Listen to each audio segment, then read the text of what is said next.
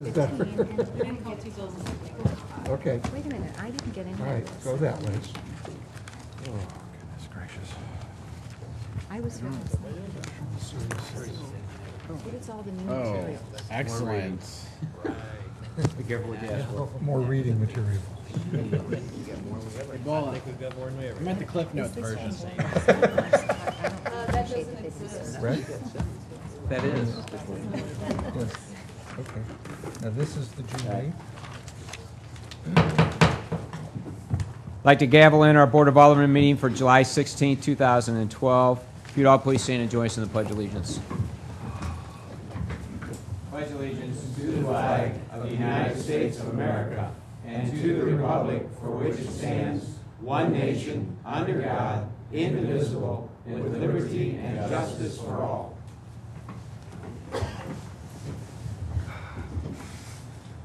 Roll call, please. Alderwoman Saunders. Here. Alderwoman Manister. Here. Alderman Leahy. Here. Alderman Toohey. Here. Alderman Kramer. Present.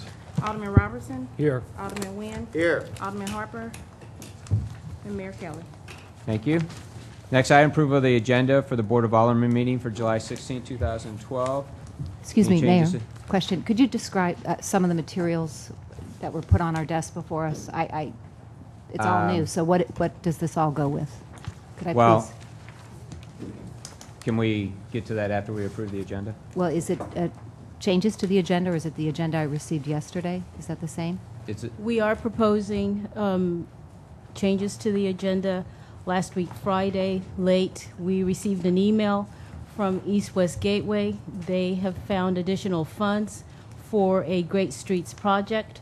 The deadline is August 4th. The next Board of Alderman meeting is August 20th. If the Board of Aldermen feels that they want to take advantage of this opportunity, we are asking that the board, A, pass a resolution in support of city staff completing an application. We are also asking the Board of Aldermen to approve a master agreement with a consultant who is experienced in putting these kinds of applications together and implementing them, approving an agreement for an amount not to exceed $2,000, and we also have in front of you the actual agreement and the ordinance for that. But, okay, just as clarify, good point then. Then what we need to do is add the resolution to the agenda. And do we have... Well, we need to add quit time to review it. I saw it mentioned in the city administrator report, but these materials are just the same as this thing from the IRS. This has just appeared on my desk, so I'd like some clarification, please. IRS is from me. That's what you and I talked about. That's the employee conversation. Okay, but, okay, here's what, okay, the resolution, again, Friday afternoon, the city administrator received an email with the opportunity to apply for a grant because East West Gateway has additional funds. If we don't take action to start that process this evening, and that's fine, if the board doesn't want to do that, then we don't know if we get the grant or not. My suggestion was this would be grant funds for a planning process for a Great Streets project. My suggestion was to put it on and use those for planning of making improvements to Manchester Road. Okay. And again, in order to start that process, because the application needs to be in by August 4th, we would need to take that action tonight. So if we decide we don't want to do it, that's fine, but that's what it is. I'm fine. I mean, I just, Right. get here and don't we would have to realize. have an agreement. Paul, I was pronouncing it, Wojciechowski. he is worked on these types of applications before. He would help us put that application together. We would then actually have to have an ordinance at the next meeting. There's a couple additional ordinances on here tonight that are not going to be on the agenda. Is that correct or not? No, they're ready for approval tonight. Okay. Well, let's take this part first, and then we'll get to the ordinances. Okay. So if we want to proceed with at least the resolution to support it, because that would be part of the grant application, is a resolution in support of it. And then also... 981? Yeah, that's 981. And then we would then have to, at the next meeting... well, let's add this first, then we can get to the ordinances, Can if I that's just okay. One note of reference, just in the Okay. future, if, since Friday, an email, even an email this morning, just so that possibly I could come a half hour early and review some of the materials. I apologize No, for just the future lateness. reference was all I We was- didn't think we could pull it together. We just finished a meeting with the consultant, and we felt we could pull it together. That's why we brought it to you tonight. Yeah, Thank they you. actually met with Paul this afternoon, so it was kind of, again, it was very rushed, but, and again, it'll be competitive to get the grant funds, but that's what they would be used for. So, first, if I can have a motion to include the resolution to the agenda. So moved, Your Honor. Second. Okay. Motion is made to add resolution 981 to the tonight's agenda. Roll call, please. Alderwoman Saunders. Yes.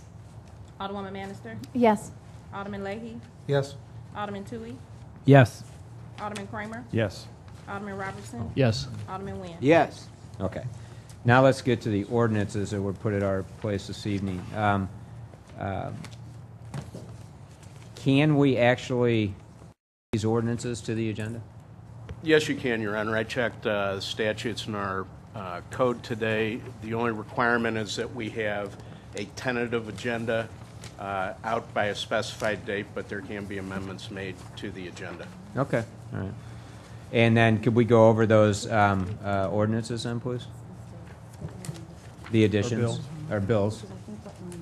It's one, Bill 5684. Okay. Can we read the synopsis for that? Right now, Your Honor? Yeah, please, Okay. so everybody knows Bill what it is. 5684 is one that is for an ordinance authorizing the mayor of the city of Brentwood to execute a master agreement to engage Paul Wojciechowski with Alta Planning and Design to assist with development of the application for a competitive East-West Gateway Council of Government grant process. Mr. Wojciechowski has experience working on Great Streets applications and Great Streets projects for Natural Bridge Road and for the Village of Labadie. He was also the project manager for Great Rivers Greenways Regional Bike Plan, which was completed in 2011, and has been instrumental in its implementation. The professional services agreement, including fee schedule, is for a not-to-exceed amount of $2,000. Okay. And again, when the city administrator and I had talked about this afternoon, I didn't know that we would be able to add this to the agenda. My suggestion was going to be that we ratified it by a vote and then add it to next month's agenda, but knowing that we would have to approve it in order to pay Paul for his services. But if we can add it, that makes it that much cleaner. It makes it a little bit easier. So, Ellen and Octavia also made it possible. So Okay. They've been All right. working overtime. so is there any questions about this bill, bill number 5684? Can I have a motion to add that to the Sorry, I got a agenda? quick question. Sure. So we'll pay him $2,000, but it's not guaranteed we're going to get the grant. No. No. No. The grant applications on these East-West Gateway, and it's basically a federal grant, are pretty complicated. And at this point in time, very competitive. If you don't have all of your T's crossed and I's dotted, when they're going, even looking through the application, they just throw them out. So it's worthwhile to have that help in putting the grant applications together. So, okay. Any other questions? We also spoke to MoDOT this afternoon. Ellen, would you like to speak to your conversation Yeah, with them? that was another suggestion we had, right? So,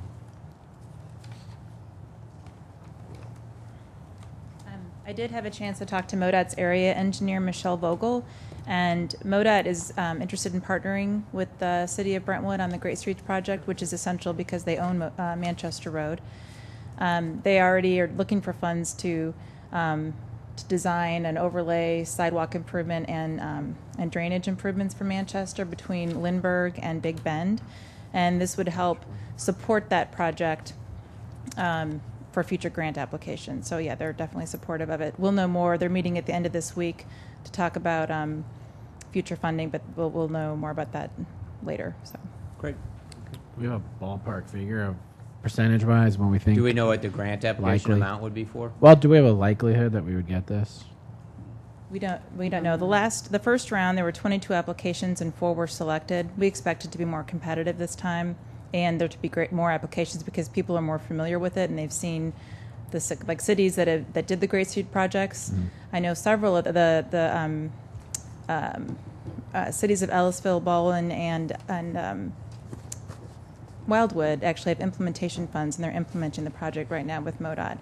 And the same is true for Natural Bridge Road, which was multi-jurisdictional. They have implementation funds too. They went through the planning, then they got TIP funds to actually implement. So because of those successes, I think this will make this one more competitive. And these funds would just be for the planning phase of the project. Yes, it's a So, $300,000. How much? $300,000 of funding for planning. The local match is 20%, so it's $60,000, and that could be budgeted in the next fiscal Next year. year's. Okay. Alderman Kramer? Your Honor, if I could just add on to that, we're also hoping to be somehow able to put Brentwood Boulevard into that potential round of fund request. We actually did However- contact St. Louis, I'm sorry. And St. Louis County said, They thanks, but didn't no want- thanks. Well, because the Great Streets is a designation, and so they would then have to be under certain requirements as we go forward with the planning part of it and that kind of stuff. So they were not willing to do that with Brentwood Boulevard. So, Thank you. okay. Probably because if they had their way, they would like to widen it. So. All right, so if I could have a motion to add bill number 5684 to the agenda. So moved. And second? I'll second it, Your Honor. Roll call, please. Alderwoman Saunders. Yes. Alderwoman Manister. Yes. Alderman Leahy. Yes. Alderman Tui. Yes. Alderman Kramer. Yes. Alderman Robertson. Yes. Alderman Nguyen. Yes. Alderman Harper. Yes. Okay, so that was the only addition? Yes. Right. Okay, all right. Now, any other questions with respect to the agenda? Hi. Alderwoman Saunders? Can we, like we did before, move the closed meeting to the end of the meeting, the closed? Actually, do we have an We executive? really don't We have don't have it. anything. We just Yeah, we're not put going to have that an on the executive agenda. session. We don't have any items. Oh. Do you have an item? I requested last week What? to go into executive session on an issue. Well, it's a good thing we have it on the agenda. Okay. Okay. What broad Is that- topic, Andy? God, how would you, would be a personnel matter. Thank you. Where is that on there, Your Honor? I don't see it on our agenda. We have all three Oh, covered. 11L? Litigation, real estate, personnel. Okay, so move that to the end of the meeting? After public comments? Yes. Okay. All right, any other changes? All right. Motion to accept the agenda as amended. So moved, Your Honor. And second? I'll second that, Your Honor. Roll call, please. Alderwoman Saunders. Yes. Alderwoman Manister. Yes. Alderman Leahy. Yes. Alderman Tui. Yes. Alderman Kramer. Yes. Alderman Robertson. Yes. Alderman Nguyen. Yes. Alderman Harper. Yes. Thank you. Next item, discussion of the community center, and this will go to hopefully close to 7 o'clock.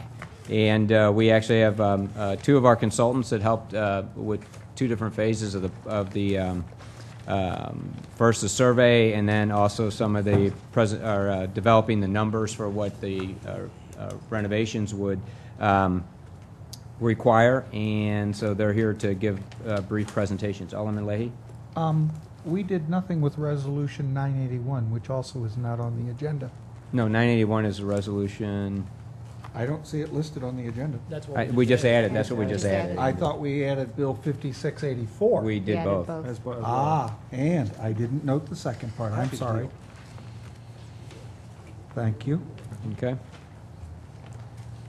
So, Bola, how would you like to handle the presentations? Did you, Reed. Reed and- Voorhees is here. Reed, maybe if you could come up and give us maybe a quick take of the process we went through. He's with Canon Design. Design. We extended the invitation to GBA, and they haven't responded, Oh, okay. so they're not here. Okay, thank you. So, Reed, please.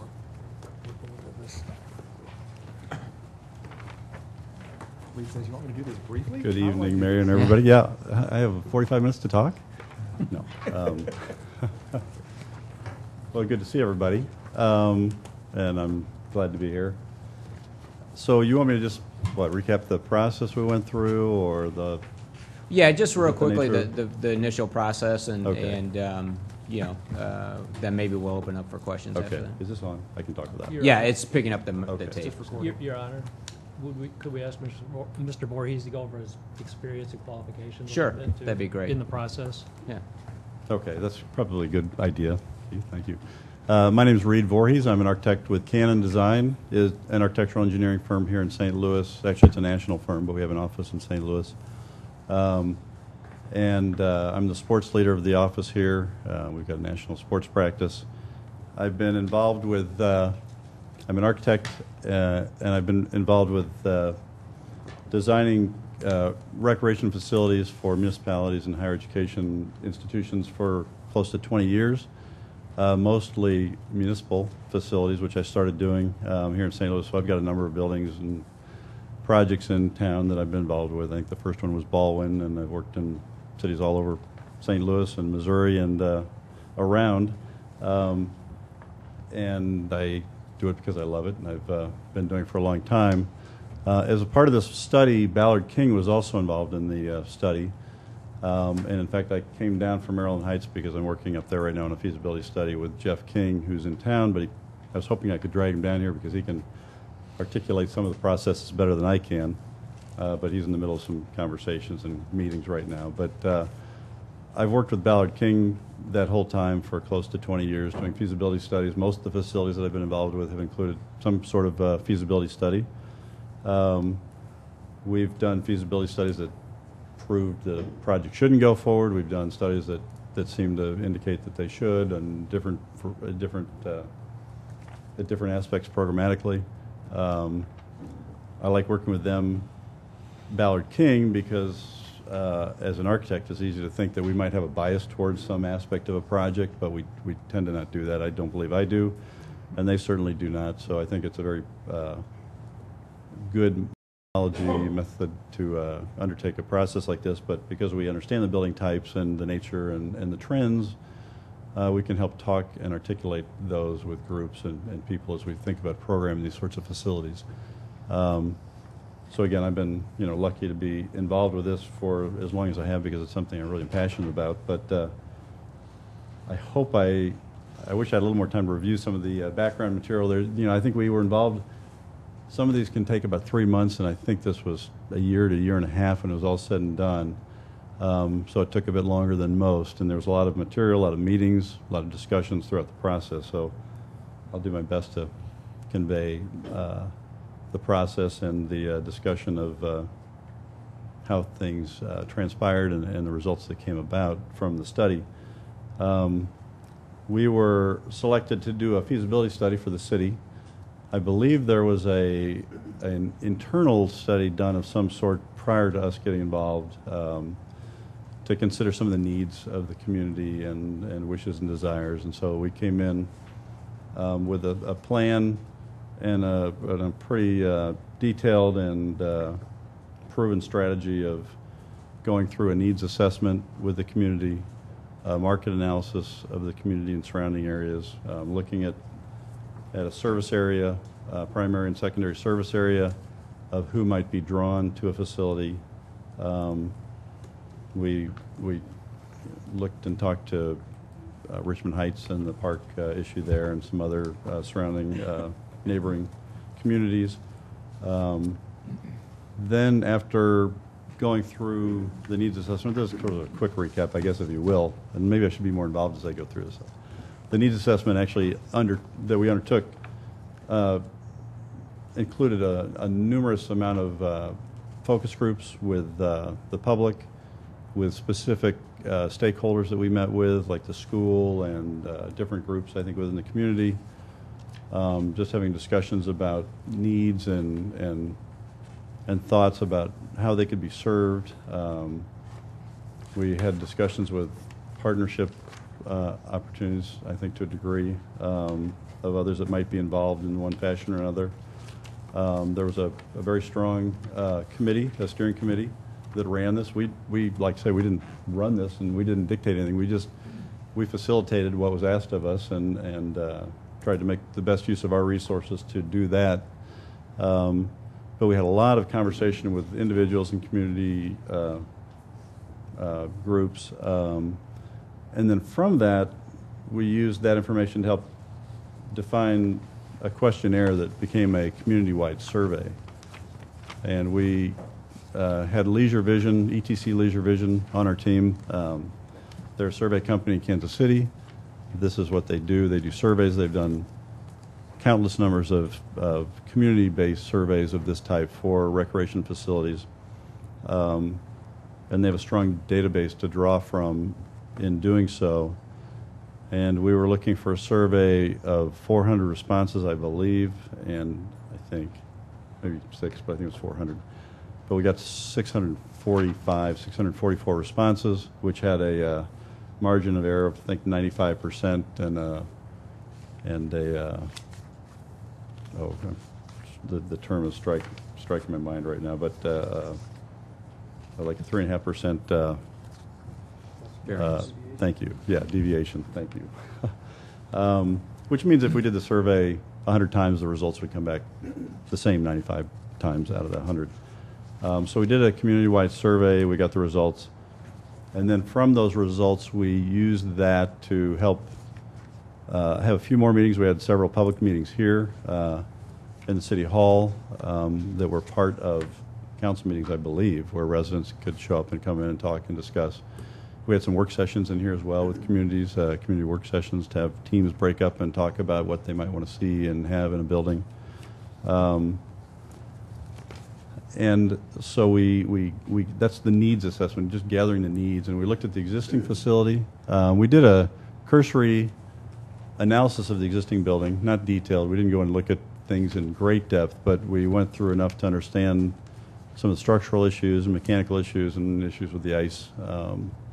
And I think the roofing and some rusty doors and what have you on the building, to look at that and understand the nature of that. We also had SWT on our team, which is a local, well-known landscape architectural firm, and we undertook a site selection process where we identified different sites, and then we sort of limited, broke down to a reasonable number of sites that were potential locations for a facility based on the comprehensive plan that was done for the city, and about the core and the connectivity of the core to the community, which I think is very strong and really wonderful. And so they were valuable in helping assist us in doing a site evaluation. We developed a matrix that then weighed numerically different values of the properties, and it was sort of a numerical evaluation of one versus another. So there were several different things occurring at the same time. Ultimately, from the needs assessment, the focus groups, the survey information, we developed a space program of spaces that the community seemed to desire. And we developed a program that was divided into phase 1 and phase 2. We really didn't know throughout a majority of the process, I think that's largely why it went a little bit longer than expected, is just how much, what the pinch point was. How much money would the community be willing to push forward with the project if it was a new project or renovation? So we had a program that we developed and had an option to that. An option, it was an alternate, it was a phased element, so it could be built as one or built in 2 phases. And we, in line with that, then looked at the properties and ultimately agreed that the data showed that the existing community center site was the best location for facility.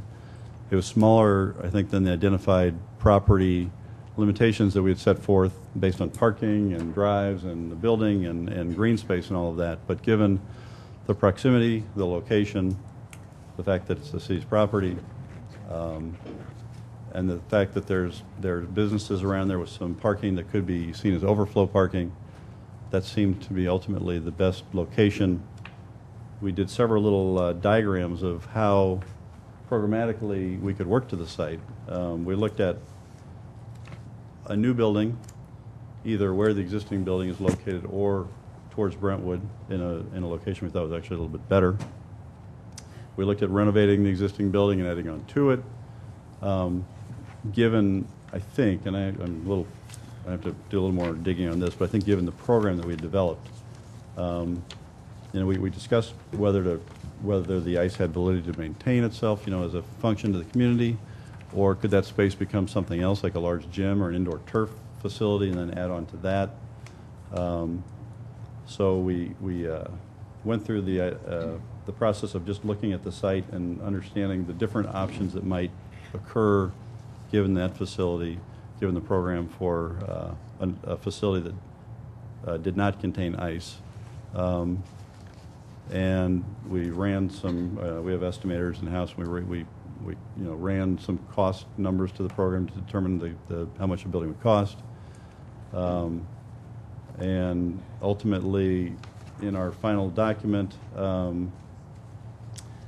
we discussed that the process of the needs assessment, the market analysis, and the development of the program, which was about, I have to remember this, I have to look back in here, but it was, I don't remember, it was 60,000 square feet or less than that, 40,000, somewhere in there, 45 to 60 for a building that included a MAC, and I don't know if anybody knows what that is, but a lot of facilities have a gym, and that's one of the staples of these facilities is an indoor gym. Well, we were looking at something that was much more multi-use that could be used for basketball, volleyball, badminton, like a typical gym, but with some shaping of the space and some systems of flooring, we could actually then play.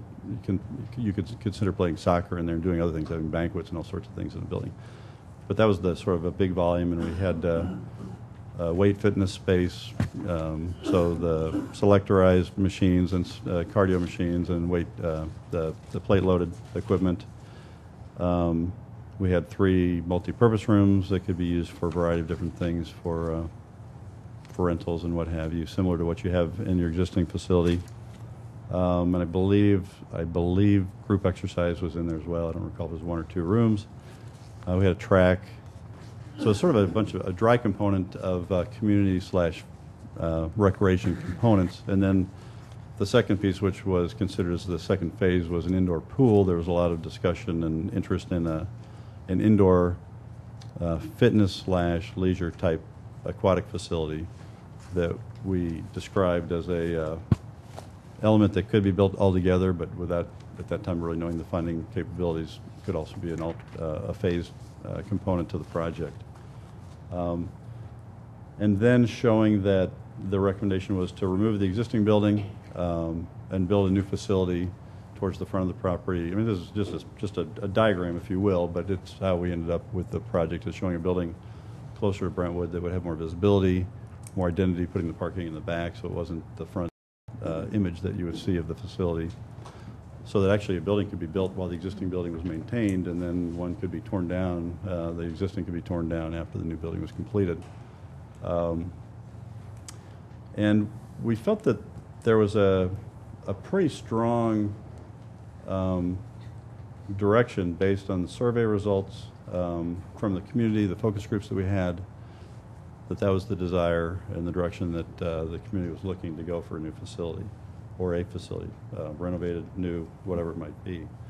I had mentioned, I think, numerous times that one of my favorite things to do is ice. I love doing ice facilities. We've done plenty of them. But, and I sort of thought that was a given coming in, that it might be something to be a component of this, but we just didn't see that from the community. It seemed like there were some pretty vocal people supporting ice. There was a website supporting the ice. But oftentimes when we would query the people in these meetings, a large number of those individuals weren't even from Missouri. So that's kind of how this ended. And we had this, and Ballard King did an operations performer that said, this is what I was going to ask him, I didn't get this, but they had a couple of different scenarios of how to structure this so that we understood the user fees. They would look at the operational costs, how much it's going to cost to run a facility, and then the opportunities for revenue, and then how those come together and what's the difference. If there's an offsetting, most of these facilities aren't break even, or some are, but they're not planned necessarily to be that way, because that's pretty optimistic. But I know we looked at numbers and a couple of scenarios of how the fee structure could be developed to make this a pretty successful facility as far as the operation performing. It was, for phase 1 and 2, it was about an 87% recovery per their study. I know Richmond Heights was an issue because the residents here pay a pretty low amount to join that facility. It's below market, if you will. And we looked at we ran the numbers with a similar fee structure. It's tough to justify using a non-market rate then on a facility for you all to say what's going to be the difference and you know, the results of that.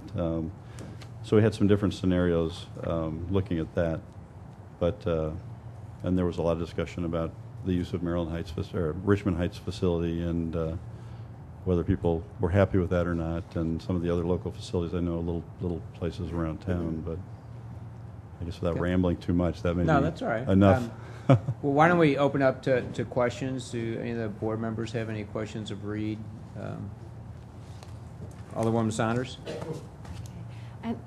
I didn't quite understand. What was Ballard King's role? I know you work together, but I mean, what are their specialty? Ballard King is Jeff King and Ken Ballard have a company, and they are basically. I never have a good name for what they do, but it's their operations.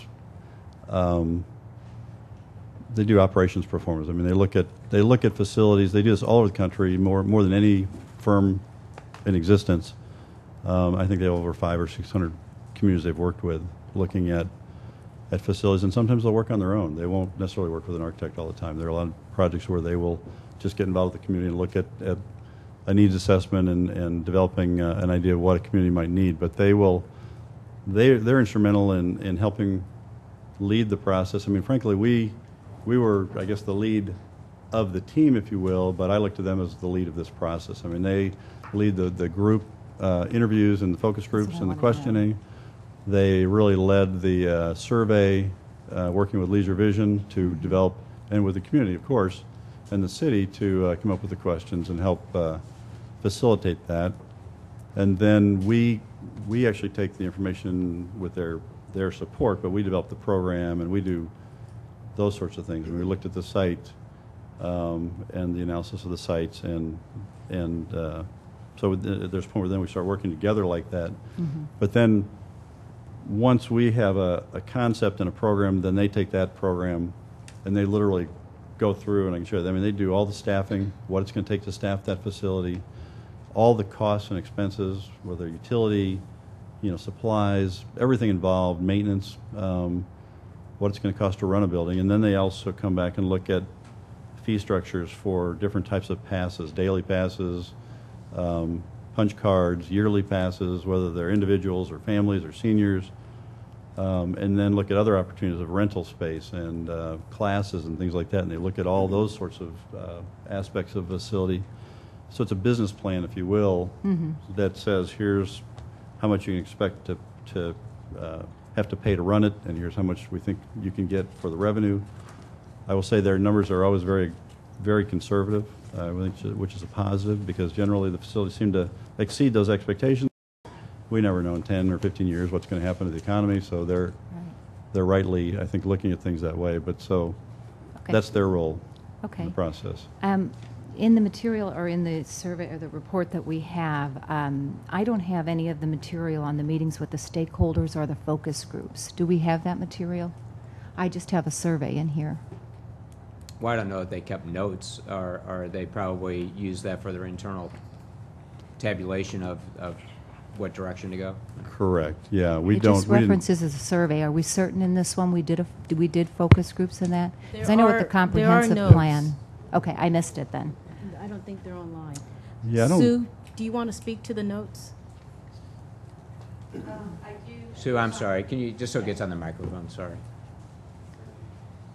Maybe introduce yourself too, please. Mm-hmm.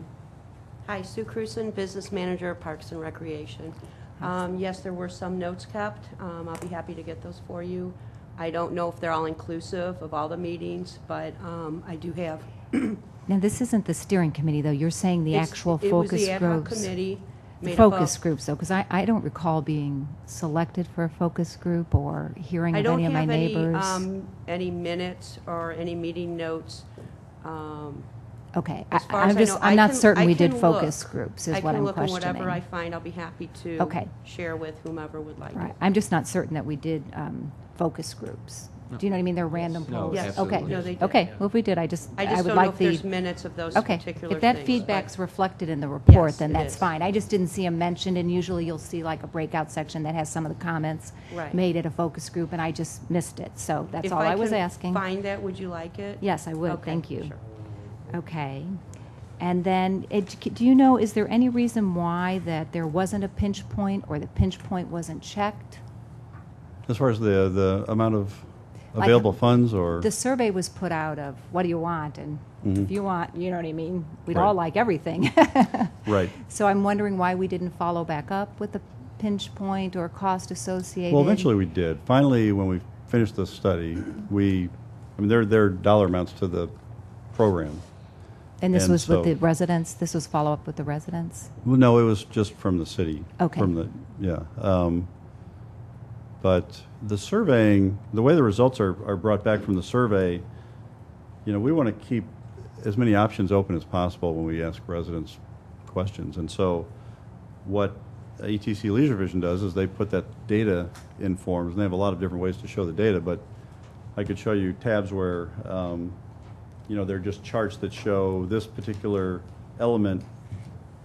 80% of the residents wanted this, or 40% wanted this, or 15 Right. wanted that, and it was broken down in more detail than that. But so you can actually, I hate to show a chart, but if you look at, for instance, this shows all these different spaces.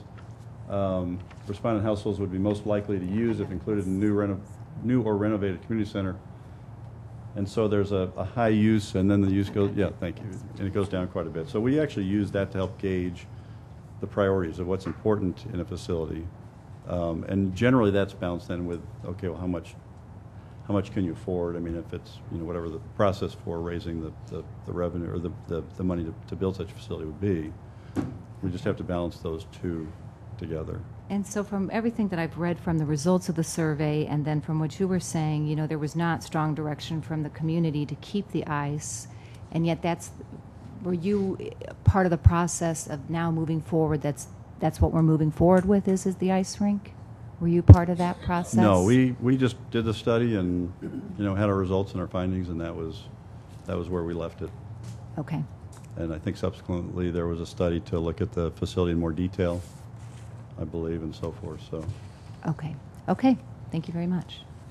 Going back to your, I've got one question with respect to, you had mentioned that when you're comparing us to Richmond Heights, or at least you said below market rates, but the rate they're charging us is their residential rate. Right. And so, Yeah. but our study came out and said that if we were to build a facility, actually not even as large as theirs or as many amenities, that our residential rate would be in excess of $50 a month, opposed to what we're currently paying at Richmond Heights. I mean, that was a key component too, because I think that in the process it was, we could do all this, but this is what it's going to cost, and then, then it comes back to, what's reasonable and what can we afford kind of thing. And so, so again, that's where then the city has to come back and make those decisions, Yeah. I think. I guess my point was, and I wish I could recall this, but I can't, but the rate that Richmond Heights charges their residents is below market.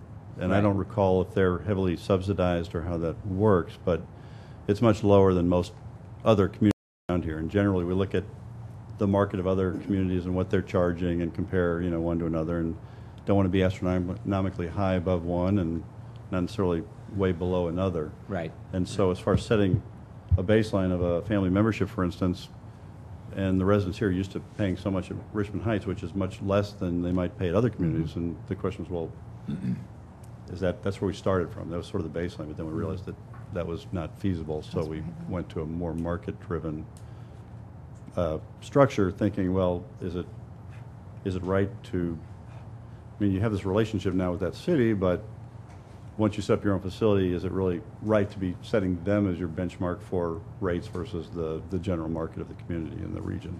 Right, because you wouldn't be So- able to use that rate, too. Yeah, I mean, but that makes sense. Right. What about comparisons with Clayton and what they have? What about comparisons with the Clayton Center? As far as programmatically or cost or? Cost, revenue? I would consider, I actually belonged to at one point the Heights and the Center of Clayton. Mhm. Center of Clayton's about double the price. but there's less traffic. I found it easier to use the equipment in there. Yeah. Preference-wise, if you take out cost, I'd rather be at the center of Clayton than the Heights. Price-wise, then my decision might change. Did you kind of balance us in the middle between those two at all, or did you compare us to Clayton?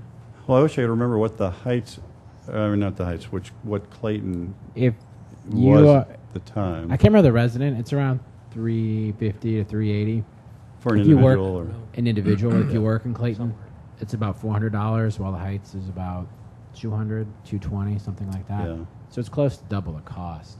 Yeah, If I you're wish, resident. I always think of the families for some reason. That's the number that sticks in my mind, that the rates around town for family membership, I think, are generally now $450, $500, some a little bit more than that. Whereas I think the Heights was $300 at the time. And I thought Clayton was pretty much in that range. I don't remember them I just being. priced individuals. I never priced Yeah, families. so, yeah. So I don't remember that facility being out of line with other municipal facilities around town. The YMCA's are generally more expensive. They're at a higher rate and a higher level, but generally speaking, the facilities operated by municipalities are pretty much consistent, I think. I mean, there's some fluctuation, and some offer non-resident rates, which sometimes go up and others don't. But Did your revenue projections include getting non-resident revenue? I think so. Actually, Yes. if I remember the study correctly, it called for having, pulling people as far away as Glendale, the eastern boundaries of Glendale I think that's- and Rock Hill. That sounds right. But although, That's right, yeah. again, going back to Rock Hill had an agreement with Richmond Heights, and not that many of their residents actually used the facility. And again, just a little bit of history, but right. Yeah. So. Alderwoman Saunders. Thank you. So was the conclusion then, though, that we could not sustain a gym with the competition around? Was that like between YMCA and the Heights and now Center of Clayton? Are you saying there's a conclusion that we really couldn't afford a gym? The user fee would be so high that. A gym? Mm-hmm. I mean, we had a gym in the project. Oh, I know, the gym and the swimming pool and no rink. So you mean a rink? We couldn't Well, afford. we're going forward with an ice rink on our proposal, but you came to the conclusion of a gym and a swimming pool, correct? Right, correct. Okay. But it wasn't a thank matter you. of feasibility. It was a matter of the usage by residents, and how many residents use the ice, and how much money are you going to put into the ice, given the amount of residents that use it, versus. At least this is just what we drew from the discussions we had in the surveying, versus what the community would actually use in a facility. So. So you were saying they'd use the gym, but not the ice? Correct. Okay. It was all based on usage and interest and desire. Thank you. But I think that, again, just as a clarification, do you mean the gym, when you're saying gym, do you mean a facility with a gym and a swimming pool and all those other things, or do you mean, because we could also do, I mean, those are one of the things we're talking about now, whether we want to keep the ice and actually do an addition with a gymnasium.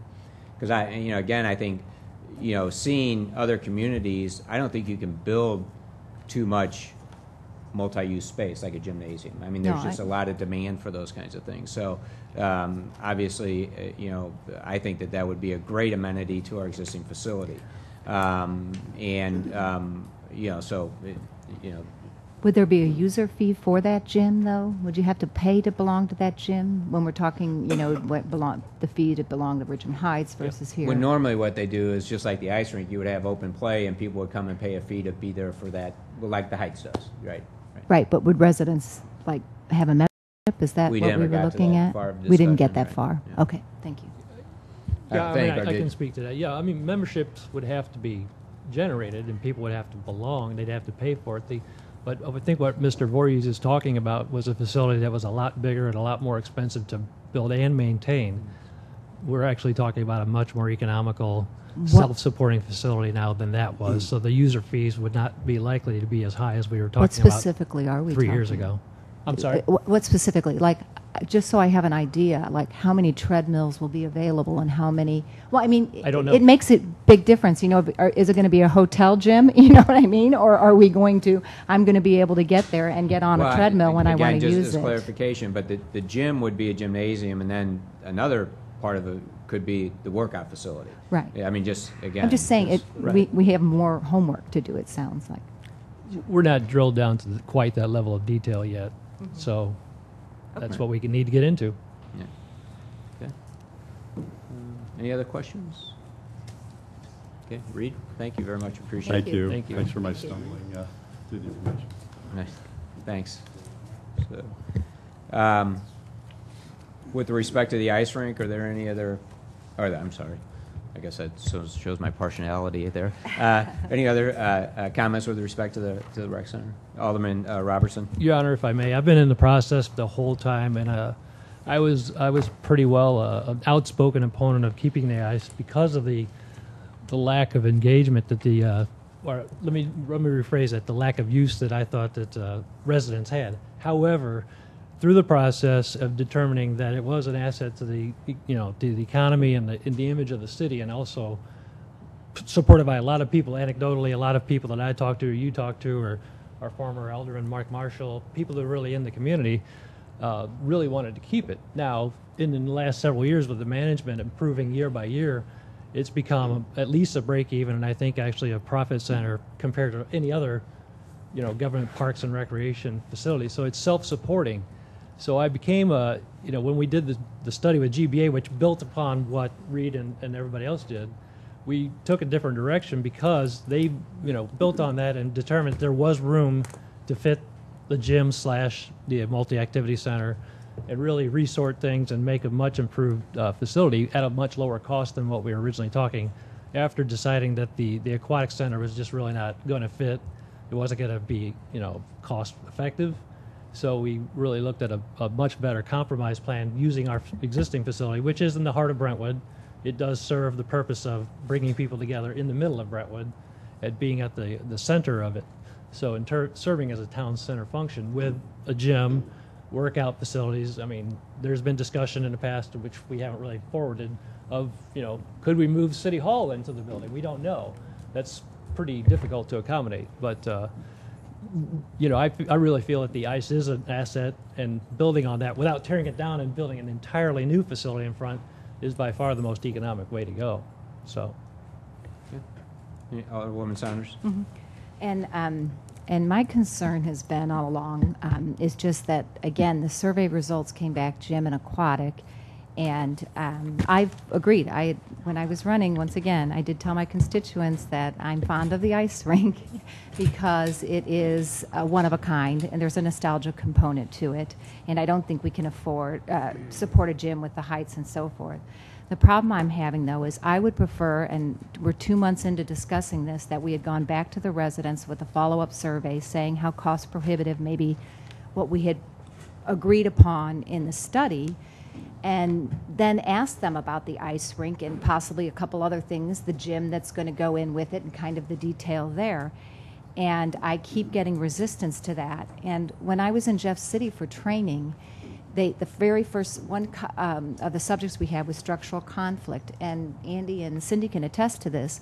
The very first example they gave was, do a survey with your residents, and one, don't report back the results with that, sending something back to them. You can do that. Number two, though, they said the worst thing is then to vote on something that is in complete contrast to what the survey said. And I'm not opposed, and I just don't understand the speed that we need to get this through, and I just would like to bring the residents on board. The other problem I'm having with it is that is part of the town hall center, and I don't want to move for a bond in that until I see the drawings that incorporate it. And this here out of our comprehensive plan says, adoption and adherence to the plan. Through adoption and adherence to the plan, elected officials, appointed officials, and the city staff should make decisions and take actions that over time will strive to achieve the community's vision regarding the physical development of the city of Brentwood. And this anchor with this building here is supposed to be our town center. It's supposed to be what says, hey, we're Brentwood and this is kind of where we can come and meet. And I did like the idea of moving the building forward and the parking in back and getting the courtyard that's referenced here in the comprehensive plan. I don't see how we can move forward with just renovating the existing building when we don't fit it into that vision that we have. This is what happens, like Brentwood Square, so forth, parking in the front. We get big parking lots, and we don't ever get that urban or that design that we really want. And I know it may be more costly, but right now the interest rates on bonds are very low. Thank you, Mr. Dewey, helping me. And this is the time where we could put something forward. So if we knew that the residents were for the ice rink, I would say that we would make a motion saying we're committed to the ice rink, and then we'd have an architect do some drawings. One, like I'm looking at that Deerberg that's going up into Pear. If you're on Manchester, it's on the south side of the road heading towards West County, and they've got that parking under there and the different things. I know it's costly, but still, bonds are low, and you know what I mean? If people, the residents, maybe want to spend a little bit more, we should at least float some options out there. But renovating the building in itself, I know the ice, redoing that is expensive, but the building is very dated. It's very dark in there. The roof leaks in a lot of different spots. So I just think that we should have some more options and just a little bit more resident input. We should just respond back to them what we found out, and yes, and if everyone, like you say, keeps telling you that they all want the ice, we'll get that response back. We'll have it in writing, and we'll have something to really celebrate. Alderman Kramer? Yes, Your Honor. I admire the passion of my esteemed Alderwoman Saunders on this topic. Having, like my next-door neighbor here, Alderman Robertson, been on several of the committees back to 2007, the sense of place, the Brentwood Town Center, the ideas that flow from the comprehensive plan, I think are all still in place and not on the back burner. But there is a speed issue that Alderwoman Saunders brought up, and one of the things that we've been funding as we've been looking at this is the falling apart of our existing recreation center. We have also some insurance liabilities with that building, and our insurance underwriters have instructed us that they are not necessarily going to cover us the way they used to unless we continue to show that we are going to move forward with either restructuring the building, repairing some things, or making them new. And one of the things that we've talked about in the past was, yes, moving the building to another location and making that the Brentwood Town Center with the outdoor courtyard and the place for folks to watch movies on the outside of the building like they do in Forest Park, and maybe a gathering for concerts and some other things. We don't have that expandability really in the current location over on Brentwood Boulevard. It's just not there. But what is there is economically a more feasible possibility right now. $8, $7, $9 million versus $12, $15, $18 million is what we were looking at with the full-blown phase 1 and 2 of the Voorhees Cannon plan.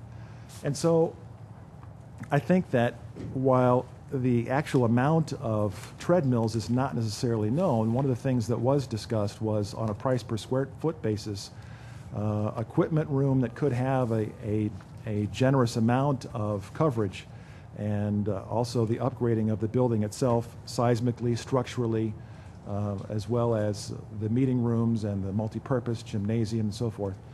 And squaring off the front of the building to the, I guess that would be the northeast, thank you, so that we could add some more square footage. Bottom line is the dialogue's been going on for a long period of time, and I think we all respect each other's opinions, and there have been many surveys. The reason why I think there's pushback on a new survey is, one, the cost of the new survey, which we heard about at the Public Works Committee meeting the other day, and also getting that put into place while we continue to watch Rome burn. And that really is the case with our existing recreation center. Is that my ideal place to have a new place? No, not by a long shot. But as I have become more and more aware, for us to get a bond issue passed at all, it's become exceedingly clear that the benefits of having the ice skating rink attached, as well as getting the votes for a comprehensive facility with the ice skating rink, give us a better chance of having a new Brentwood Town Center sooner than later and having more of what we want now versus maybe not getting it at all for another decade. Thank you. Alderman Saunders. Yes, as far as the town center moving it and locating it, the overriding sentiment in the comprehensive plan was they want the town center here between the rec center, this corner, that intersection of Litzinger and Brentwood Boulevard. So there was no, the discussion of moving it, just like the police station, the residents really didn't want it moved into Handley Industrial Court. My problem is, you know, the planning has to be done. Just show me in drawings how you're going to incorporate the courtyard with the drawings that you have then. I just haven't even seen that. And I haven't seen the information from the insurance company. Based on the study, it was saying that we're not in emergency. Yes, it's getting dated, but it was not in emergency mode. I didn't know our insurance carriers, and I would like to see that material. But when we were at our workshop and I'm talking about we need to update the comprehensive plan, Ms. Saunders thinks we need a vision for the city of Brentwood City Hall and Recreation Center area. Mayor Kelly said we had a vision, but it didn't get done. That's the problem I'm having is that we abandon our vision. We sell to Fifth Fridays and then Fifth Third Bank when we own that property, and we abandon the comprehensive plan, and then that's how you get poor planning and piecemeal planning. And you keep telling me, and the same thing 2 meetings ago, Mayor Kelly said that we were going to have the discussion of what we were going to do with the rec center and this building. Well, where is this building fitting into the component? I haven't heard any discussion about it except for that you promised that we would not get rid of it because of the sentimental attachment with the library. You talked to CVS just as good business, which always entertain and find out what your options are, but that we were going to be committed to this building because of the emotional or intangible attachment. But I would like to know, what are those drawings? You need to plan. You need to have a plan. And I agree with you 100%. And it's one of the reasons I brought this discussion to the board level, because we can't make the drawing unless we know what the plan's going to be. And that's why, going back to, I think, May now, I asked the question, we need to put the plan together so we can create those drawings. And the first question, again, going back to what I started this all with, is do we want to keep the ice rink? And then from there, then we can say, well, then do we want to add an addition onto the building and add a gymnasium and go through those renovations? And so to a certain extent, I think we're saying the same thing, but there are, with the plan that was designed by Canon Design and all the other options out there, there are a lot of options out there. One of the other things that I've suggested before, or we've not suggested, but that we've talked about in the past, was actually making the library part of the facility over there as part of that, creating that center of place. And a few years ago, before they renovated the library downstairs, we actually, the former city administrator and I met with the librarian at the time and suggested that they hold off to see if we could put something together. But they wanted to renovate that facility downstairs. Is that still feasible that we could use that for the city and still do another library over there as creating more of that town center for that? Yeah, but we could do that. But we need to start building those blocks and putting it together. You made reference to the police department being down at Handley Industrial Court. We looked for years at trying to build something here. Okay, that's a 10,000 square foot building. There wasn't the room here to do it. I agree.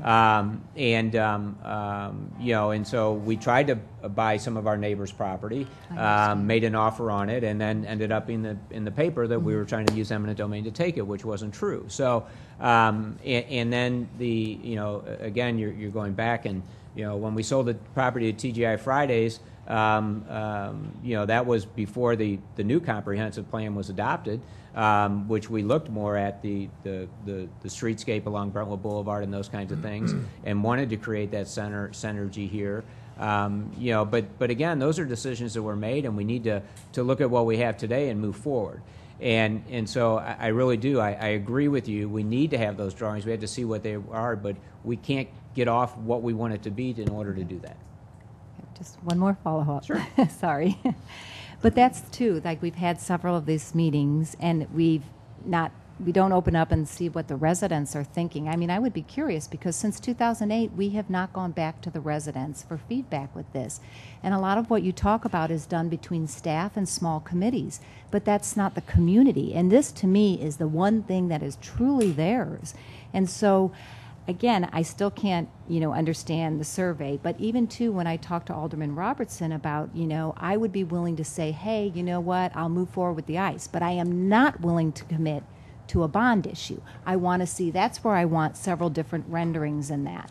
But again, personally, I would like to know that the residents are on board with the ICE. That's just me as an personally. I mean, because we all talk, to different people, and, I know a lot of my friends are on hockey leagues, so, they want the ICE, but I try to make sure that I take into everyone's. Right. And again, that, ultimately, whatever plan we put together, whether we're all in agreement for a bond issue or not, it's going to be the voters that approve it.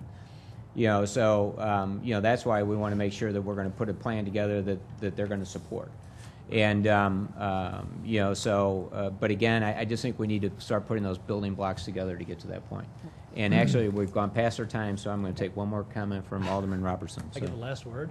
Yes, All right. on the rec center. I just want to say, Maureen, I agree with you. The planning, if we had started 15 years ago with this and done this, we might have had a much better system in place. We might have had a better result. But we need to move forward. And I agree. And there is a very big time component to this. I think what I believe is that instead of going back, getting a poll, putting our finger to the wind, we all have personal engagement with people in this room, people in the community, friends, neighbors, family, strangers. I think we need to come up with something to present to them, not say, what do you want again, and start over, basically, is what we've been doing. So I think it's just a disagreement of process. We can come up if everybody in the room, starts smiling and says that's great, then we know we're onto it. If you know how it's going to work. So, or if they want to say something in public comment, Could we see they may well show of hands for the ice rink? Be interesting. okay. We're going to move on to next item on the agenda: consideration approval of the minutes from our Board of Alderman retreat minutes from June 8th. Any changes to those minutes? I think I No, we're Let right. me get myself reorganized. I gotta get. Okay. Okay, Webster, these are the ones, okay. June 11th, June 11th, okay. So any changes to those minutes? Is that right? Yeah, any changes to the minutes from Um, June 8th? Not me. Yeah, let me see. Don't. Yes, there's some here. This is the problem without having verbatim minutes and having it be judgmental. In this third paragraph here, he explained that it's more appropriate to communicate personnel issues in an executive session. I don't remember even discussing that, but maybe somebody else does. I really don't even remember that came up. And then also with regard to another big issue for the board is redevelopment. I know Bola asked of Jim, the former mayor of Crestwood, that if the developers prefer to meet with just like her and the mayor, and I had brought up that no, I wanted to go along on all of the negotiations, and Jim Brassfield said that in Crestwood they had a committee of 3 aldermen. And I said I didn't think we'd have that problem. I'm a glutton for meetings, but I would like to go to those. So the minutes don't quite reflect that, and I'm not quite certain either what this sheet, this communications, was this a summary of something that was on the back? Do you recall that I was handwriting on an easel? Yes. And that was a synopsis of some of Okay. the action items that the board recommended. So what does operations 3 versus 6 for ways and means? I forgot. I couldn't recall what that meant. Which number is that? It's number 2, and it's under community center, and it says operations 3 versus 6 for ways and means. 3 months versus 6 months. For what? Actually, that is a separate section, starting at debt service level, operations, capital, emergency. All of that refers to reserves. So that wasn't community center. No, that should be number 3. Okay, because And I then didn't even everything think after we. that I would thought drop I to didn't even 4, know 5, for sure if 6. we talked to the, and then work with Jim and CBB to phase this into the budget. Yes, that's with the streets. Oh, Jim Nominson. I thought we were talking about the mayor there. I'm No. sorry. I'm sorry. Okay, and then I didn't realize we specifically isolated from Obie Clark's onto Manchester. Did we? That was part of the the corridor? conversation that I knew Alderman we talked Kramer about the brought up. corridor, but I didn't know it was specific to that area. Is that right? Okay. I'm just asking. I didn't call. And I do know under there, though, we did say no eminent domain. We have the A, B, C, D, E, but agreed no eminent domain as far as widening of the commercial corridor. Okay. So is there a correction? I mean, did you want to add that, or? You know, I'm okay accepting these minutes because we're going to have that conversation at the end of the meeting. So with these, well, I guess, yeah, let's add that. Yes, so I'd like to add the eminent domain. I'd like to clarify the discussion about the developer negotiating with more than just the mayor and the city administrator at the meetings. I'd like that clarified in there, too. Maureen, what portion are you looking at? What number? I was looking at the third paragraph as far as, because I'm assuming that's where it came, as far as the discussion about On the front? negotiating with developers on page 1. Sorry, Okay. on page 1. I'm going to get better at this, I know. And then you clarified. And then the other thing was the eminent domain and to change that number 2, because community center. Am I correct, Bolith? Should that be 2A, 1, 2, 3? Don't the 1, 2, 3 follow along with the 2A? Is 2 debt service or reserves? 2 is reserves. Why don't you just make a motion that you want the minutes to reflect the fact that these are the things we talked about? It doesn't really matter where they are. It'd be easier. I'll make the motion to have the minutes reflect the things that we discussed. Right. Thank you. Is that okay? Thank you. All right. Okay. Does everybody understand those changes? Can I have a motion to add the changes to the minutes? Yeah. First? First. Okay. I made the second. motion. Okay. All in favor, say aye. Aye. All opposed, motion carries. Next item, to approve the minutes as amended. Do I have a motion, please? So move, Your Honor. And second? And I didn't get a chance to look at them. We didn't get them sent out until, so I No, didn't have just these minutes. these minutes. I'm sorry. Yes. Need a second? Okay. First and second. Motion made by Alderman Lay, second by Alderwoman Saunders. All in favor, say aye. Aye. All opposed, motion carries. Okay, thank you. Yeah, okay, thank you. Okay. Patrick and Anthony are abstaining. Alderman Tui and Alderman Harper abstained because they weren't present at the meeting. Okay. Next item, item B, special meeting minutes from June 11th. Do we want to place those on hold? Please. Please. So We moved, just Your received Honor. them today. And second? Second. All in favor, say aye. Aye. All opposed, thank you. So these will go next month.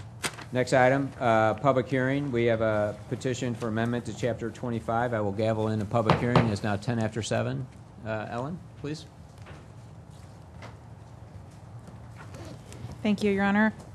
The Planning and Zoning Commission is recommending approval of a text amendment that would revise how applicants or how people can appeal a decision of the Architectural Review Board. Currently, only applicants can appeal a decision made by the ARB.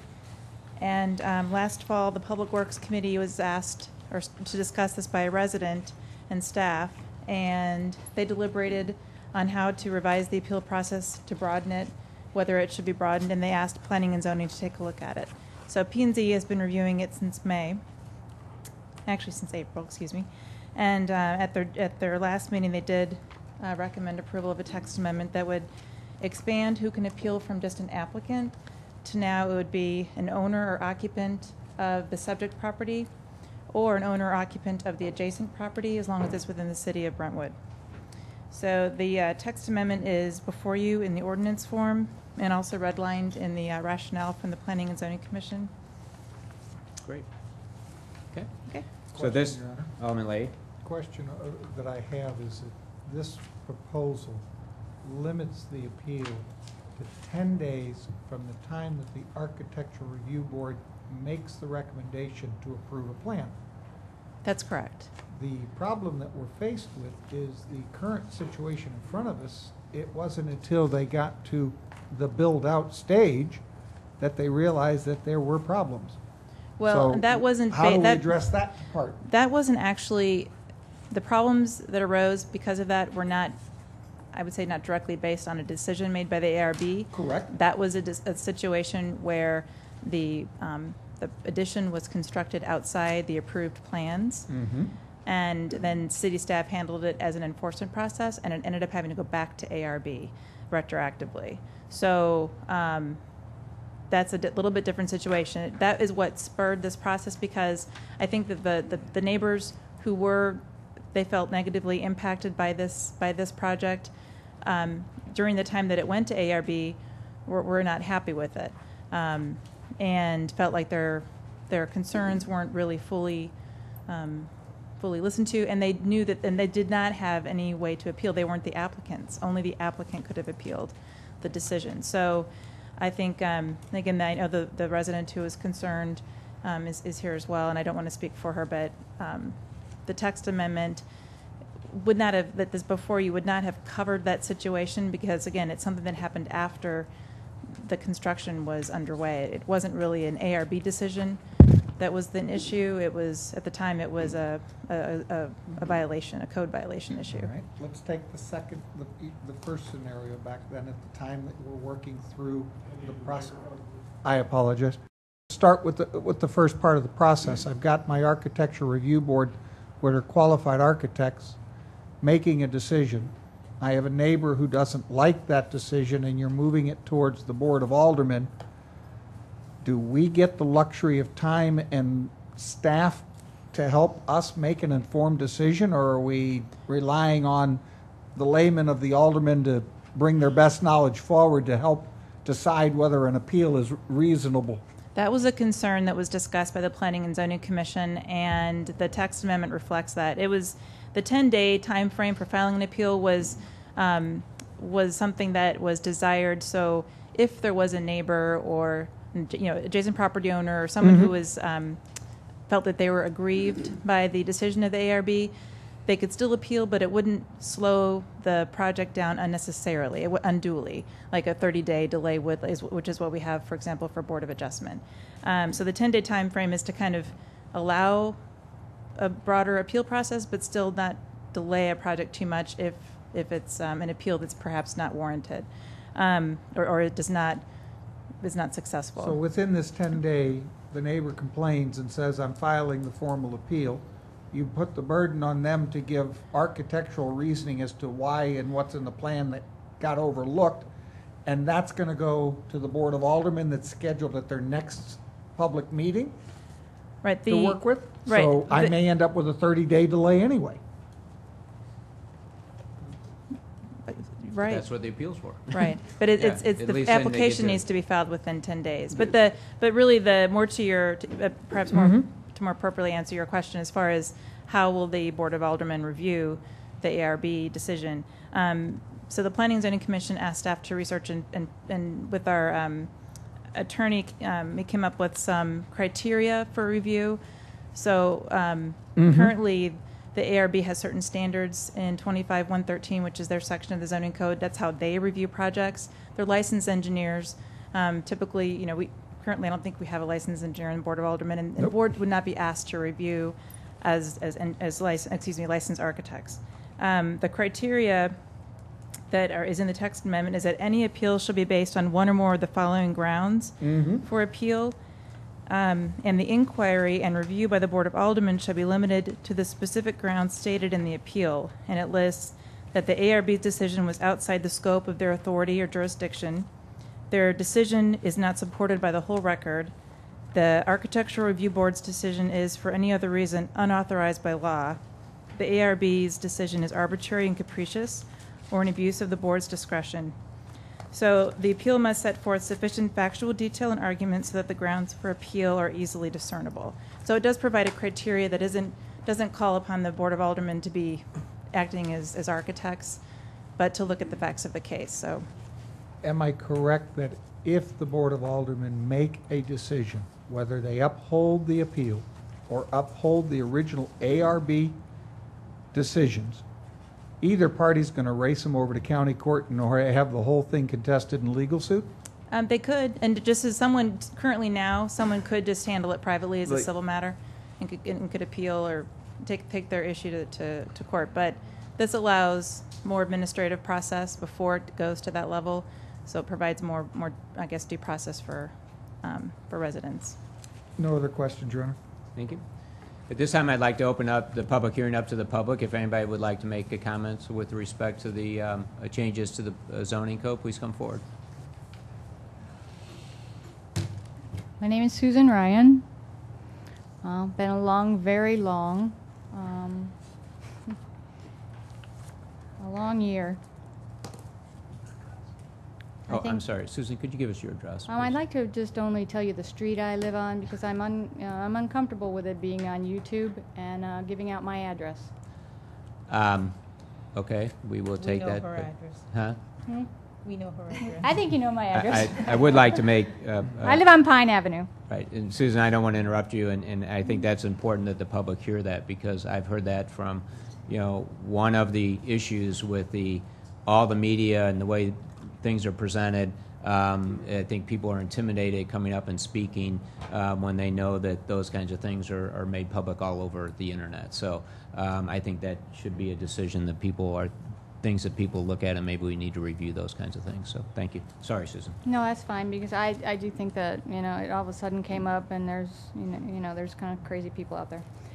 I hope y'all don't think I'm one of them, but I'm long since past that. I do want you to know that many of you have been on this board. You have listened to me. I am a very reasonable, considerate, and respectful person to my neighbors. This has been long-standing. I don't take anything frivolously. I do not challenge people for reasonableness. I do not question the need of Brentwood to grow and expand and make our housing stock desirable. But I do question that one man's dream should ruin another's, and specifically the individuals next to us, whereas the build materials may be quite attractive. It may fall within the complete aspect of the code. But here's what I wrote in an email. I'm just going to read it. And trust me, I'm tired. I'm tired of having gone through this. I'm tired of having written hundreds of emails asking people for their support. Just come and look. And then to find that this was in violation, known violation, and yet we have spent $10,000, $12,000 in legal expense just to do the city's job. I'm tired. I'm tired of having the only home I have ever owned to make me feel as if I can't enjoy my home, I don't have privacy. I have nothing against my neighbors. Nothing. Never have. I have sat for 10 years and looked at squalor and decay because I didn't think they could afford to pay to have it upgraded. I'm very tired. Trust me. Here's what I wrote, and all I'm asking is that there be a simple opportunity to have a simple review. I wrote this on August 8th, 2011, to Bob Kurtz. Bob, thank you for taking the time to hear me. We felt concerns raised at the ARB meeting, which at that point was a 2009 meeting. Approving the build were dismissed. We were told, just be glad they're nice plans and it's all brick. We were left to trust that the ARB's approved plans would conform to their chartered responsibility. Per the website, it says that the board makes sure that the building is in compliance with architectural standards, appearance, and design of the surrounding areas. They can suggest changes where necessary. Our neighbor's project has been in the works for years. However, the actual construction began this summer. The external walls went up the other day. Wow. The literal code may allow for this large a structure, but then what constitutes in compliance with the appearance and design of the surrounding area? What obligation does the ARB have to the surrounding neighbors to ensure that this build truly is in compliance, or is that arbitrary? Perhaps that no longer matters in Brentwood, and the adjacent property owners have no rights. It is certainly how we feel. We feel helpless and captive as we watch, to us, this excessive structure arise. What accountability does the ARB have, and to whom? Let's get some third-party folks to come out to view this build from my property and get their opinion on whether this truly fits into the design of the surrounding area. I'm just asking for an honest, open opinion. That was a year ago. This build was allowed to continue from the moment the outside wall went up. In violation, yes. Known violation, the city had the plans. I asked repeatedly, respectfully, continually. I was repeatedly told that the only option I had was civil court. It is in the minutes of December 15th that the building inspector said it was in code. I worked with the city. They told me it was in code. I said, fine, if this is code, then maybe we need to look at our code. My house sets back, it's down, it's lower. I have no objection to growth. I have no objection to, I'm just tired. I think every one of you understand that. I think every one of you know that.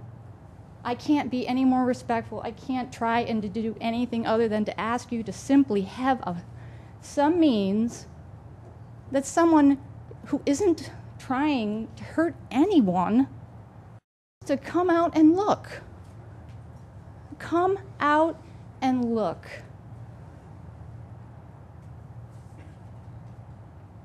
I've spent $300,000 inside of my house.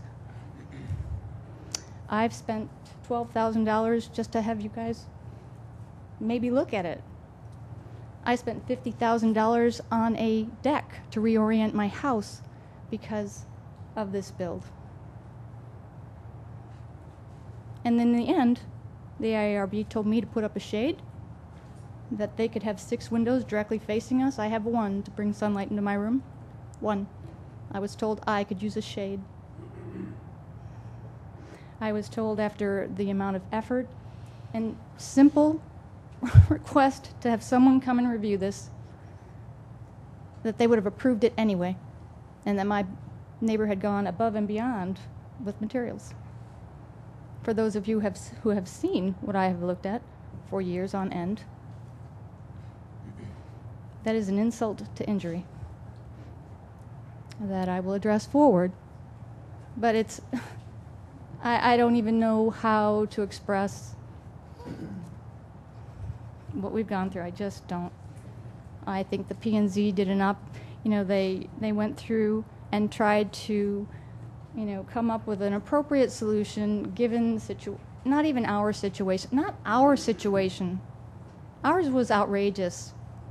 But to make certain that doesn't happen to anyone else. I've spent a year to make sure that this doesn't happen to anyone else. Anyone.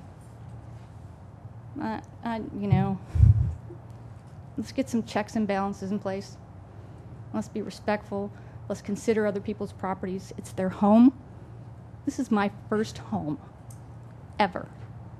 I came from a broken home, and this is the only house I've ever owned.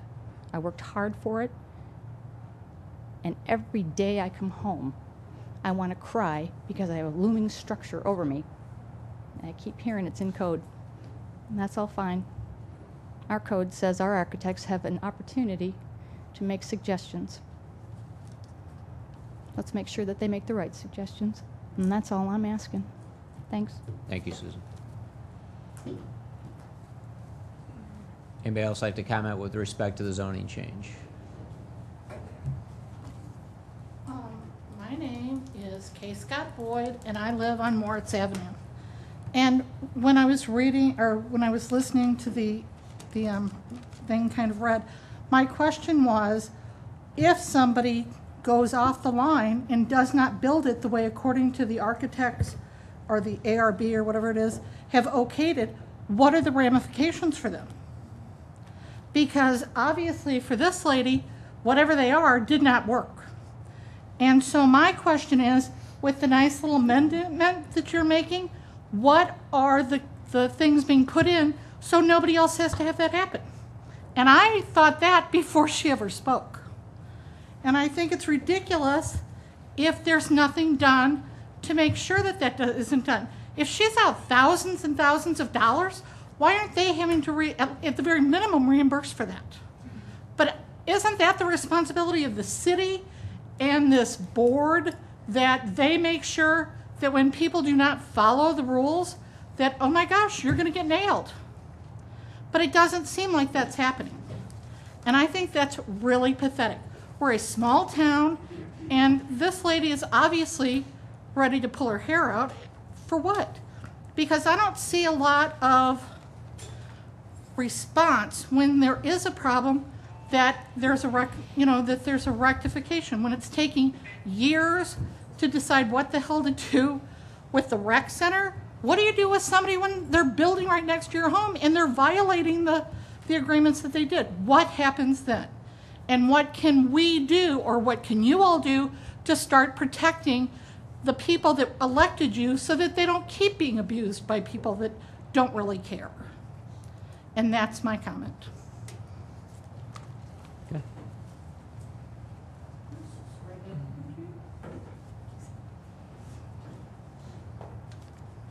Karen Smith, 80. I'm just going to say Harrison, too, for the same reason that was spoken earlier. I can appreciate what the resident previously went through. And although, as she mentioned, I think it's a wonderful opportunity to be able to provide residents and businesses with opportunities to grow. I do think we do have to consider the people that are already here.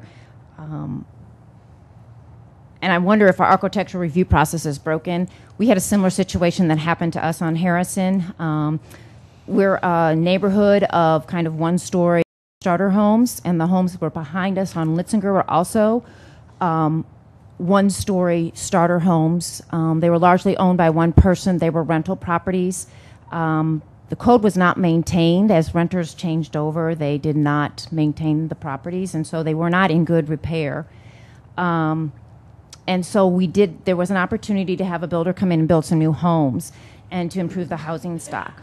And although I support improving the housing stock, the plans that we originally looked at did not have them towering over those of us that live on Harrison, and we didn't have any recourse for that. They brought in dirt, loads and loads of dirt, and built that property up. There was nothing we could do about it. And when I tried to find out even how that happened, because the plans that we looked at in the backyard, they were at the same level as we were, and I wasn't sure quite how they got that height in there. And so I think somehow in the building process, the people that are currently living here are sort of ignored. They tried to mitigate some of the problems for us, but you can't mitigate the height. And the one requirement of the Architecture Review Board that you take into consideration the homes around that community, those homes in no way match anything else that's built around there. So I'm not sure how you can justify it on those grounds. I also had a neighbor that decided to grade their property, and I was told at the time that if I wanted to do anything, and they graded their property so that the water flows onto my property. And I was told at the time that I could take civil action against that, but there was nothing that the city would do to help me with that. And we also, too, were told by city employees that we could put a shade up in the back of our houses, too, to mitigate the towering homes that built up behind us. So I would really encourage you to support this if it's a step forward in the right process, but I also think maybe we need to look at our architecture review process and how we build and add on to structures here so that it facilitates a community and not hostile environments. Thank you. Karen, I'm sorry, just for clarification, you're referring to the houses along Litzinger, right? I am, and I don't want to complain because I know the people that bought those homes spent a lot of money on them, and I don't want to be hostile toward them. I've always been very respectful and never complained about what went in back there, but it's hideous. Anybody that lives on Harrison that looks at that, it's hideous. No, and again, Karen, I just wanted the clarification so people understand Yeah. to get a perspective of what to look at. Right. Okay. Thank you. Okay. It is now 7:31. I will close the public hearing, and we will move on to the agenda. Next item bids, and there are none this evening. Correct. Next item 8, hearing of any matter of public interest upon request of any persons present. If anybody would like to address the Board of Aldermen, please come forward and give us your name and address.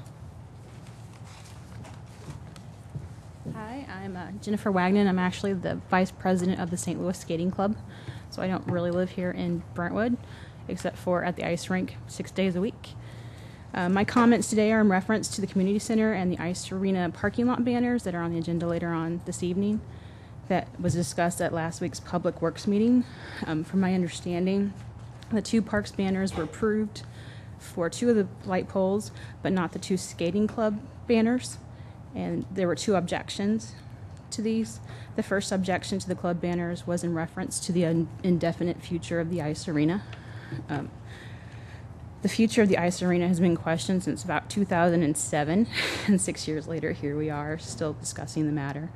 While our hope at the skating club is that the rink will be updated and open for many years to come, as an organization, we need to continue to focus on increasing our membership today, which will then in turn increase the population going through the ice arena itself. The second objection was the belief that the 2 banners would show special preference to our organization. The St. Louis Skating Club was established as a United States figure skating club in 1932, but has been headquartered in Brentwood Ice Arena since 1975, when you opened your doors. For nearly 40 years, the rink and St. Louis Skating Club have had a partnership wherein skaters have come to our club from the skating club classes, and the skating classes and skating exhibitions have benefited from our skaters and coaches. We provide the rink with revenue up to $60,000 per annum, and the St. Louis Skating Club is the only group that skates exclusively out of this ice arena. St. Louis Skating Club and the rink are actively working together to build the rink's classes and in turn boost our membership so that we may both provide better services to our customers. So I ask you to please let us use the 2 sets of banners for St. Louis Skating Club alongside the parks banners in order to increase the visibility of the rink and our membership and the attendance, while also leveraging the United States figure skating brand. And also, as a side note, the St. Louis Skating Club is hosting a skating competition this Saturday starting at 12. We have skaters from all over attending from Texas, Kansas, New York, and Michigan, and I invite you all to stop by. Great. Thank you. Sure. Good evening. I'm Gina Mitten. I just wanted to reintroduce myself to the neighborhood. I was here at a meeting last month, and it was pretty packed. I didn't want to take up any more of your time than the residents needed. I'm running for city council, or for state representative in the newly drawn 83rd district, which includes all of Brentwood, but 1 precinct in the northwestern area, running roughly from 64 and McKnight down into the Brentwood Forest area. It actually sort of bifurcates Brentwood Forest. I have been canvassing and knocking on doors of your constituents, and I look forward to working together to represent the residents of Brentwood. Thank you so much for your time. Are you still a councilwoman? Is that correct? I am still a councilwoman, Right. and You in may fact, wanna say I'm that. 5 minutes late to my meeting. For Richmond Heights. Over in Richmond Heights, yes. Thank I've you. sat on the Richmond Heights Council for 8 years. Good. And I'm a practicing attorney with St. Louis Lawyers Group. Okay, So, thank you. Thank you so much, Mayor and Council.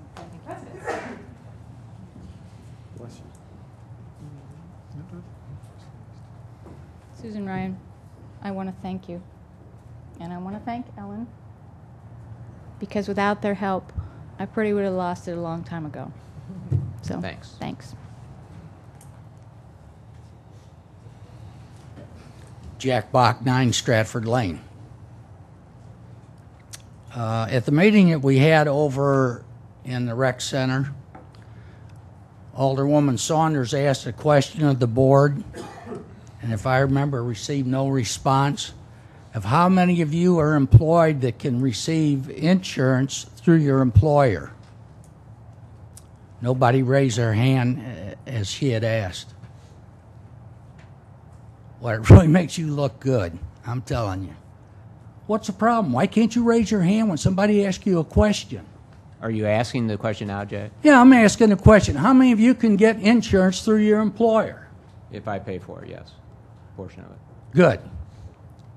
According to Robert's Rules of Order, sir, you're not to have a straw poll vote at any time during a meeting, sir. You know what? I don't care about Robert's Rules of Order. You It work is- for me, Leahy. It is the Robert's Rules right, of Andy- Order that Andy- You work for controls me. the meeting. You understand that?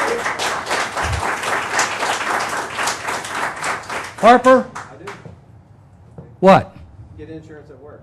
Okay. Jack, we'll take this. We need to stick to our rules, and we will get Okay, an well, answer let to me your ask question. one more question. Okay. You said you would respond to all the questions that were asked by the citizens. I didn't hear any response from you at that meeting. You went right into reading the ordinances or whatever you're doing. Okay. Well, my mistake, Jack. Sorry. Don't make those mistakes, Mayor. I do the best I can. Thank you. Matt Saunders, 2326 Park Ridge. Don't move forward with the ice rink until you talk with the people. I was on the committee that did that. There was a survey of 640 people. Less than 15% wanted the ice rink. At the same time, we did not ask people, we're tearing it down, or did not tell them we're tearing it down. For your own sakes, don't get yourselves in trouble and do what you want without asking the citizens. That's where you guys, every once in a while, have a little problem with the citizens, is you're basically overriding what about 400 people said, wanting a gym, a workout facility, and you're saying, okay, let's do the ice rink instead. Just for your sake, make it a simple survey. Tell them, okay, here's what's going to happen. The ice rink's going to go away, and we're going to put up a gym. Do you really want that? Gym or ice rink? I'm sure it'll come back ice rink. All I'm saying is, as I'm friends with a lot of you, don't do this to yourselves. Don't shoot yourself in the foot. Just go ask. You'll get the answer you want. Just don't move forward saying, we're ignoring all 640 of you. This is what we're going to do. Because that's what it sounds like. Don't do that to yourselves. That's where you get in trouble. Thanks.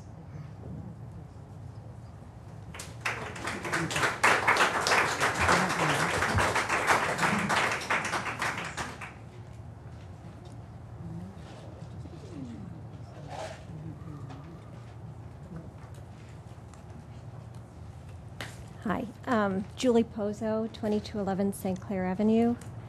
I'll begin by saying that I've lost faith and trust in you, Mr. Kelly, or Mayor Kelly, and here's why. Last summer, when I read in the newspapers about Chris C. Mayer's embezzlement and the unearned and unauthorized overtime pay granted our firemen, I began regularly attending Board of Alderman meetings. Since then, I have witnessed lies and truths and conflicting statements by you. Let me remind you of a few. At the July 18, 2011 Board of Alderman meeting, you told the audience you did not know about the cash withdrawals on the city's credit card by Chris C. Mayer prior to the investigation, when in fact, before that meeting, you told Maureen Saunders and I you knew about the cash withdrawals long before the investigation and that Chris was trying to pay it back. I believe if staff had not gone to the authorities on their own, you would have tried to cover it up. Second, after it became apparent that a few residents gathered enough signatures to request the state to do an audit, you decided to issue a press release with your letter to the state auditor, Tom Schweik, requesting a state audit. You thereby misled the residents into thinking you were on board with the audit, when indeed you were not. And let me elaborate on this. A mayor cannot request a state audit. It must come from the citizens in the form of a petition. At the July 18, 2010 Board of Aldermen meeting, Maureen mentioned a possible state audit. Before beginning the petition process, in a Post-Dispatch editorial, Maureen Saunders challenged the board members to be among the first to sign the petition. You claimed you did not know about the petition and no one came knocking on your door. Then you said you were on vacation and did not know about it. Then when Maureen challenged you by saying surely somebody called or emailed you while you were on vacation, you said no. Then Tom Kramer corrected you and said he had contacted you. Third, in the city bulletin, you wrote you requested a state audit, again misleading the public into thinking you were on board. Your public relations actions were disingenuous and misleading to the public. More recently, in an interview with Elliot Davis, you were asked if a legal opinion was obtained in reference to the legality of medical benefits for part-time elected officials, and your answer was no, when in fact the city did obtain a legal opinion. When Elliot asked if it was legal, you answered, "I hope so," when in fact the city never approved by ordinance the additional compensation. In addition to the few untruths I just mentioned, I am now concerned about new activities currently happening in our city government. I have attended the last 2 Ways and Means Committee meetings where the committee wants to move forward to adopt a new employee manual. Alderman Saunders noted that the new employee manual does not agree with our current code. How can we adopt a manual that is in conflict with our code? How can this be legal? The city hired Sullivan Publications to recodify our current code. It was my understanding they were hired and tasked with making sure our code is in compliance with state law and to remove duplicate ordinances, leaving the most current. Now I've learned that staff has been making changes to our code by adding or changing ordinances to comply with the new employee manual before taking it through committee and getting the approval of the board. How can this be legal? At the last Ways and Means Committee meeting, I was further shocked to learn that BOLA threw away an employee manual produced by a former employee who was hired specifically with the task of writing an employee manual. During her 2.5 years of employment from August of 2008 until December of 2010, the city paid this person approximately $136,000. And BOLA threw away a public document paid for by the tax dollars, by our taxpayer dollars. What was wrong with the first employee manual, and why do we need to pay for a second one? I have tried to give you the benefit of the doubt time and time again, Mr. Mayor. I thank you for your years of service to our city and all your good work, but I believe you have lost the ability to effectively and truthfully govern our city any longer. For the benefit of the city, I am now asking you to step down.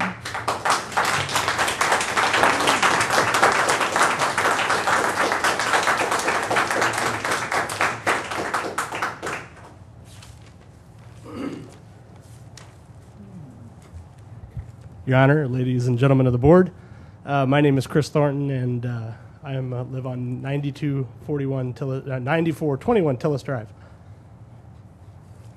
I'd like to follow that. I'm here to give the board an update on 2301 South Brentwood Boulevard. Right. That is the scenic gas station / print shop that is right up here on the corner. I'll just tell you where we're at, and then I'd be happy to answer any questions that anybody has.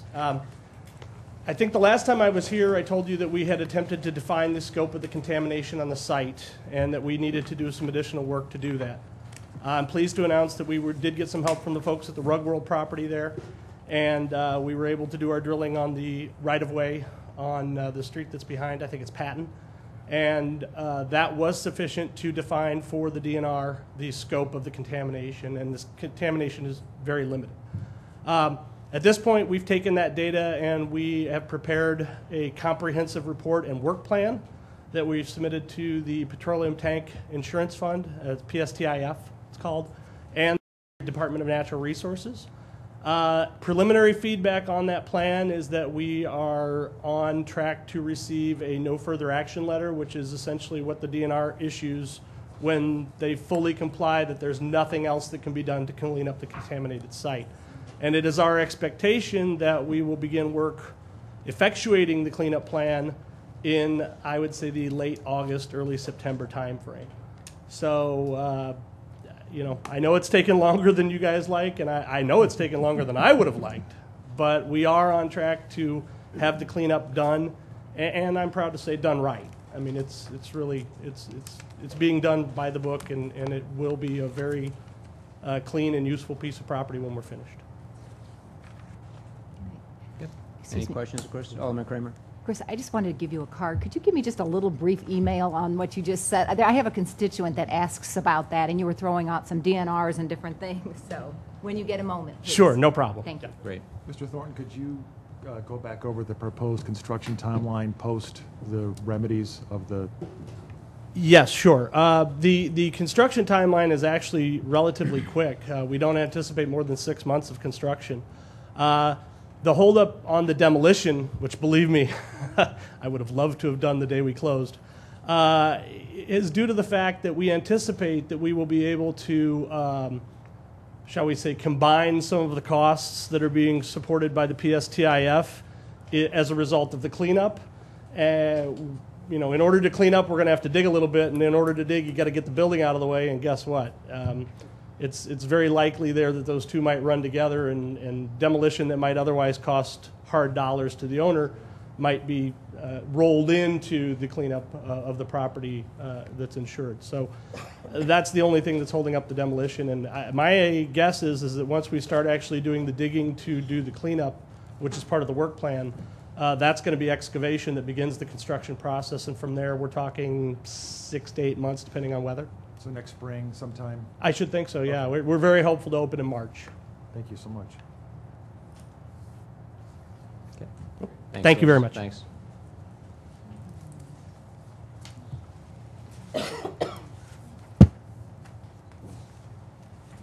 Mark Wilson, 2214 Haddon.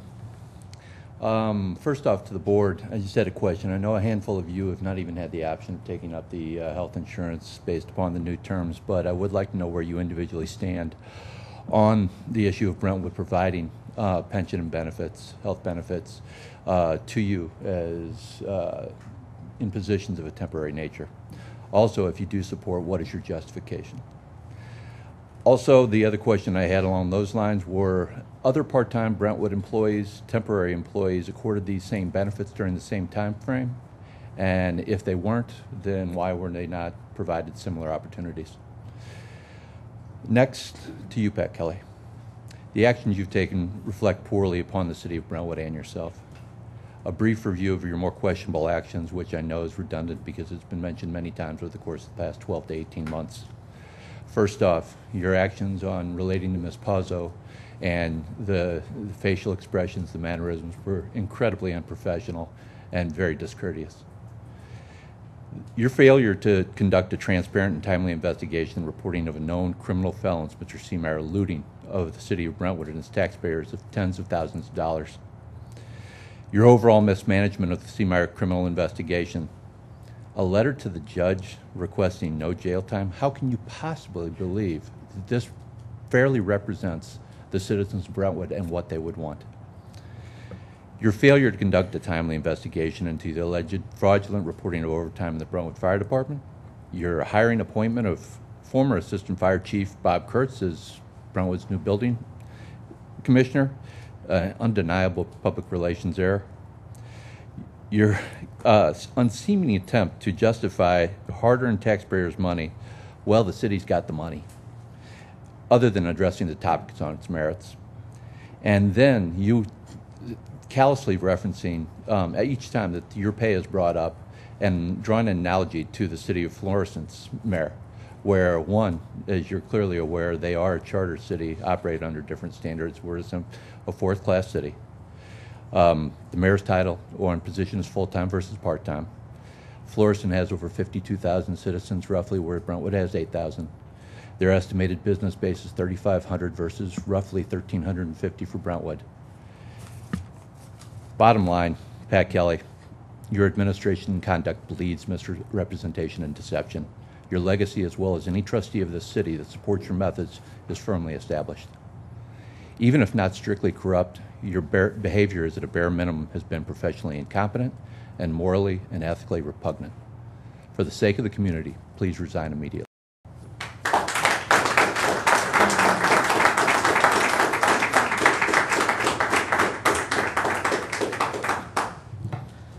K. Scott Boyd. I live on Morris Avenue still. One of the reasons I came here was to address the issue of the health care.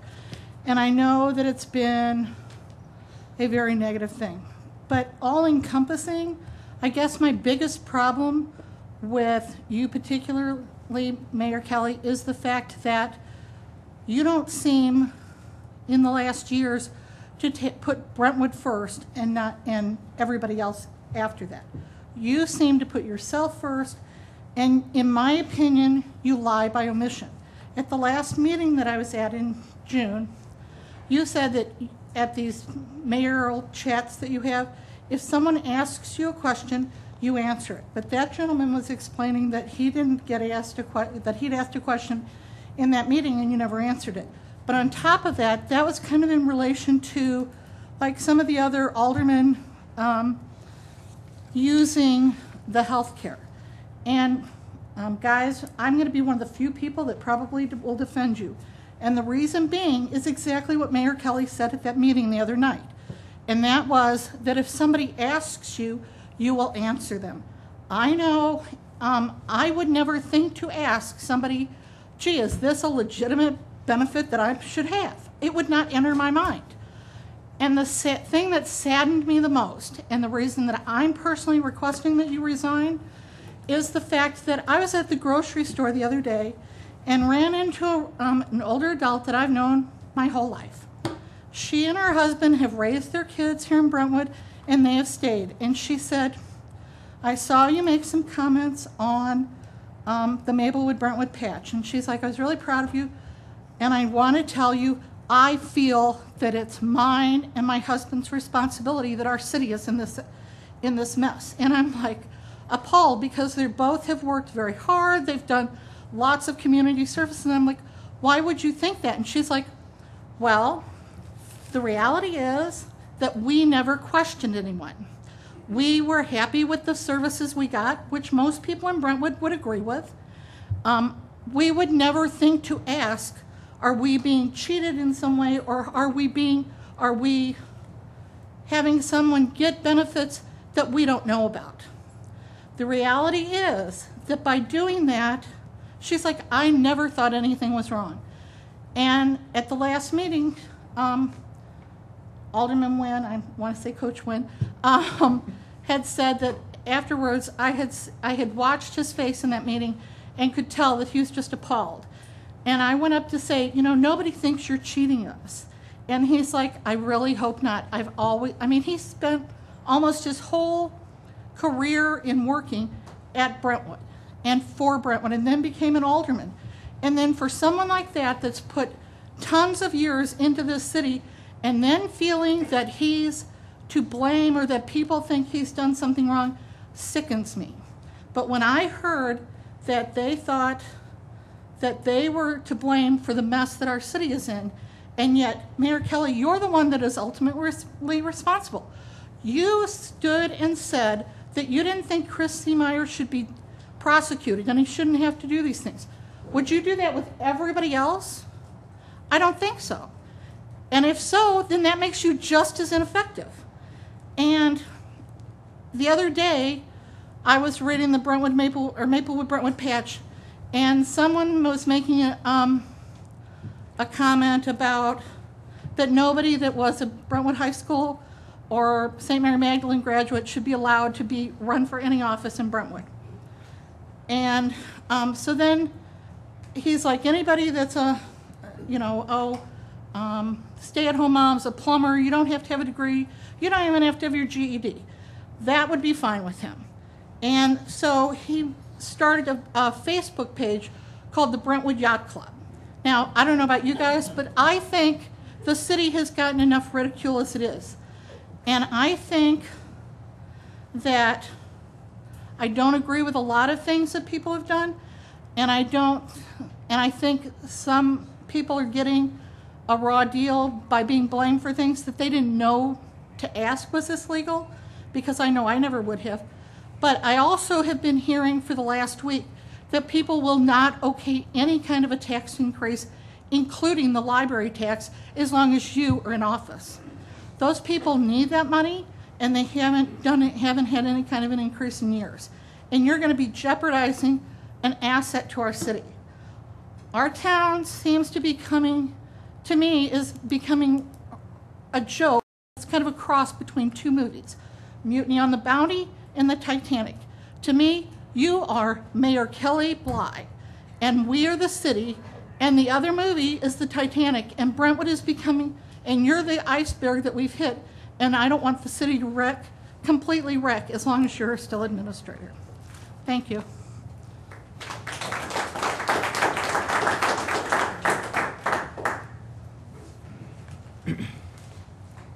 I'm Catherine Boyd, and I also live on Moritz. I just want you to kind of have a picture of something. I'm in college, my senior year, and my parents have lived here their entire married life, and my mom lived here way before that. And they've had to sacrifice a lot for me to be able to get to the places I have. And that has all been in question. My senior year in college has been put into question on whether or not I can graduate because my parents can't afford to pay for health insurance because I have to have surgery. They can't afford to pay for it. It is $20,000 a year for us to pay for that right now. Why do you deserve it when I can't even get it? Why? It's not fair. I'm in college. I have to sacrifice my education so that I can be better. And you think that you shouldn't have to contribute at least something?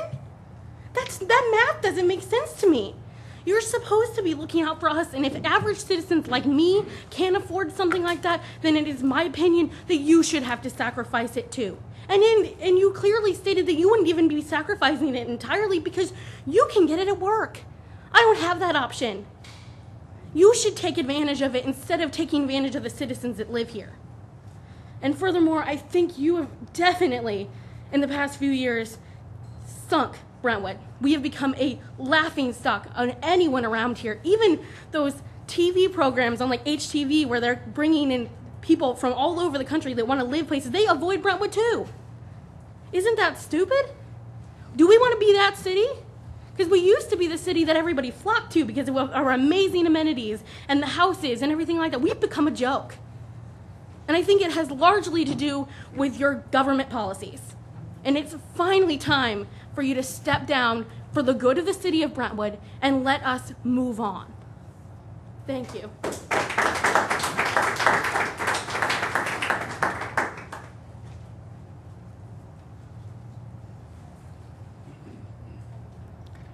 Barry Williams, 9001 Pine Avenue. I've had my distemper shot today. I do want to apologize to all 9 of you for my unbecoming conduct at the last meeting. I got swept up in the angry hysteria in the chamber room. That's not to say I'm not unhappy with the governance of this city, though. I'm very unhappy with it. About the health care benefits, I want to make one comment. I think it's very instructive if you compare Brentwood to Ladue, our neighbor to the west. I think it speaks volumes. Ladue has somewhat more population than Brentwood. It's got more than 4 times the land mass, and the per capita income in Ladue is more than twice that of Brentwood, and so is the median family income. Needless to say, Ladue is a very affluent community, and Ladue pays its mayor 0 for salary and 0 for benefits, and the same thing for its city council members, all of whom serve part-time. Now, you know, I don't begrudge you folks for having a salary. I think that's appropriate.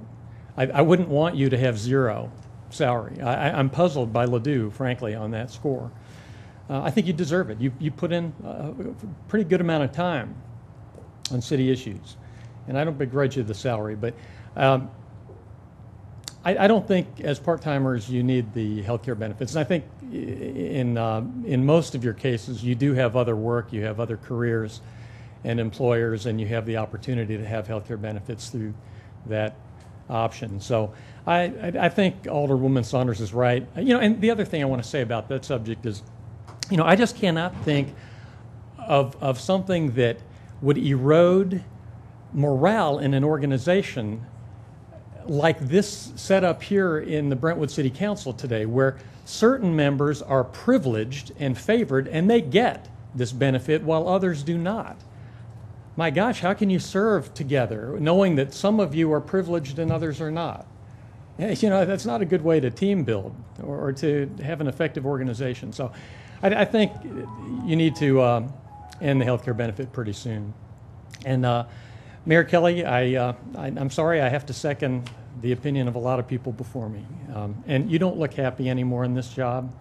And I think it might be better for you and your family as well as the community if you were to step down. And I think Lee Wynn would succeed you automatically as the pro tem of this council, and I can't think of anybody. Sir, you're naming my name. I would not do that. I have a right, if you name my name, to tell you, no, sir, you don't know that. You're wrong. Okay, I'm sorry about that, Lee. All I'm saying is that my understanding is the line of succession in the city government is the pro tem would take it. You're saying I would take it. I don't know that you would. I'm just saying that Well, then you don't know. that you would be a very good successor, because this city needs to heal right now, and no one is more honest than you on this council. Well, I'm honest. I'm telling you, I wouldn't do it. I hear you.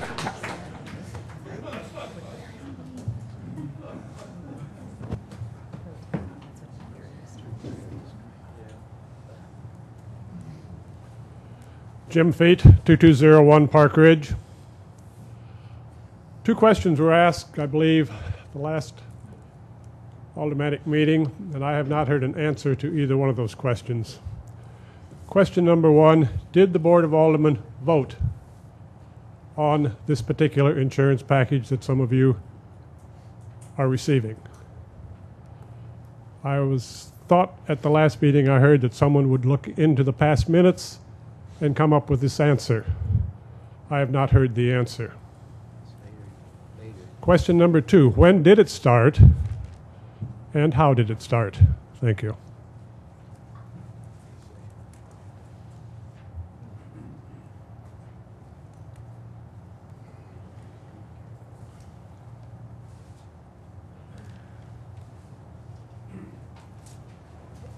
My name is Tom Martin, 78 York Drive.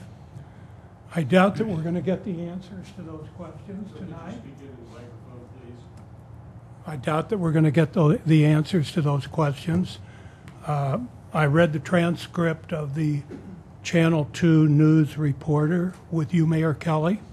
First of all, I must say you were brilliant at evading the questions and giving non-answers. You didn't know when the health care policy started. You didn't know how it started. You didn't think that there was an ordinance that supported it, but you thought it might have been supported by the budget. Now, I would like you to answer this question. Have you looked at the budget? And if you have, is there anything in that budget that talks about health benefits for the Board of Aldermen? I'm waiting for the answer. I'll answer after public comments close. Till when? When public comments over, I will address your question. Tonight? Yes. Okay. And if the answer to those questions are, number one, that there was never an ordinance passed to support and authorize these health benefits, then it's my opinion that they were illegally approved or not approved, illegally given all these years. And if the budget does not have line items in there, which the board can say, well, we adopted a budget and the budget had those items, and if that's not the case, it's the same situation. There is absolutely no legal authority, and I'm looking at you, Mr. City Attorney. I say there is no legal authority for these benefits, and I think that the taxpayers of this community will have a valid lawsuit against you and the other people up here who have received those benefits because they were illegally paid, and you have simply collected them all these years. So I think that you still have answers to give. I doubt that we're going to get the answers because just like with the television reporter, you seem to be a master at evading the pertinent questions.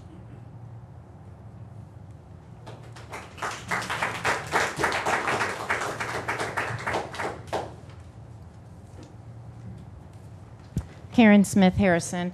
I have a couple of different things I wanted to comment on tonight. One in relation to the ice rink. I wanted to back up something that was mentioned earlier. First of all, I do think the discussion you all are having is very, very healthy to have. I think too oftentimes in Brentwood we do rush things through, and so then I would caution, as was mentioned by Alderman Sanders, that we do take our time and do this right. we do rush things through. I've watched it over and over again. The redevelopment agreement that just got passed with Meridian, the Drury. There's so many questions that we have in there that are not answered. And afterwards, I'm not able to get answers on things. I don't even really feel that a lot of times the aldermen that are representing me even understand what they passed.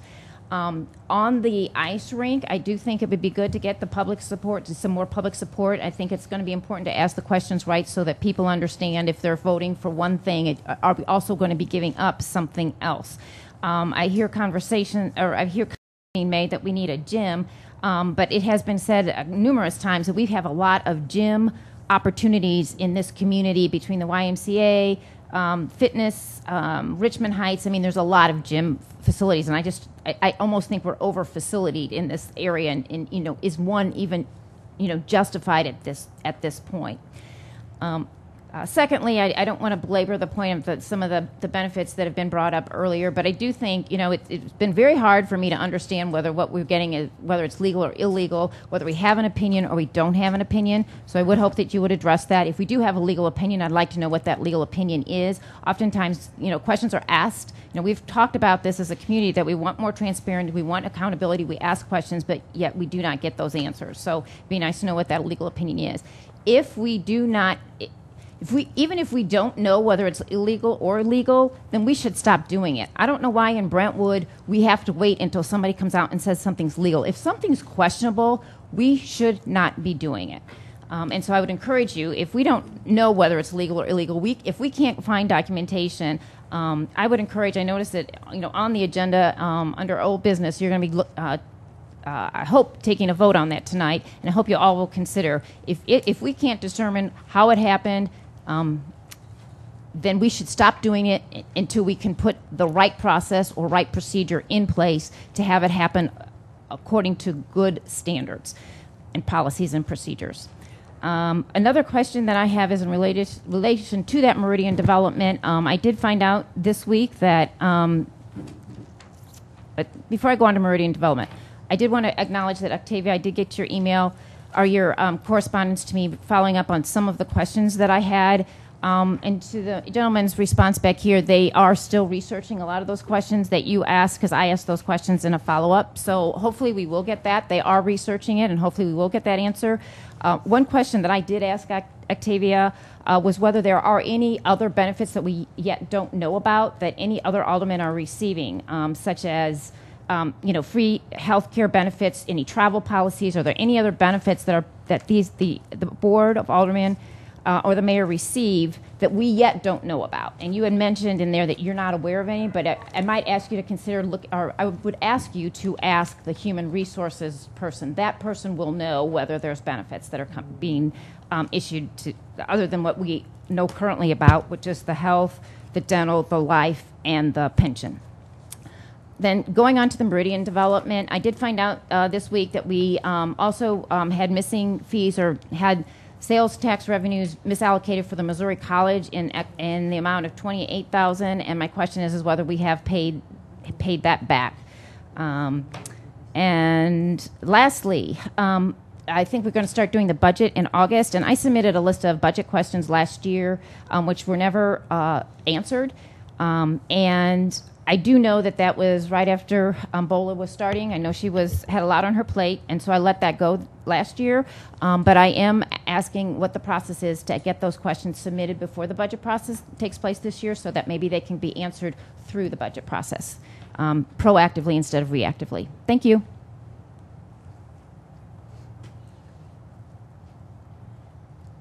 Okay, we'll close public comment. I would like to address a few of the comments that were made this evening, and if I don't get all of them, it's only because there are quite a few of them made, and questions. And I will tell you that I am very proud of the service I've given to this community. And I think people take things sometimes and they twist them and turn them or misunderstand them and then automatically think the worst. I will tell you, I did not know about Chris Seemeyer's taking money prior to the investigation, period. There was and this is what we talked about before that meeting with Maureen Saunders and Julie Pozo, I did mention that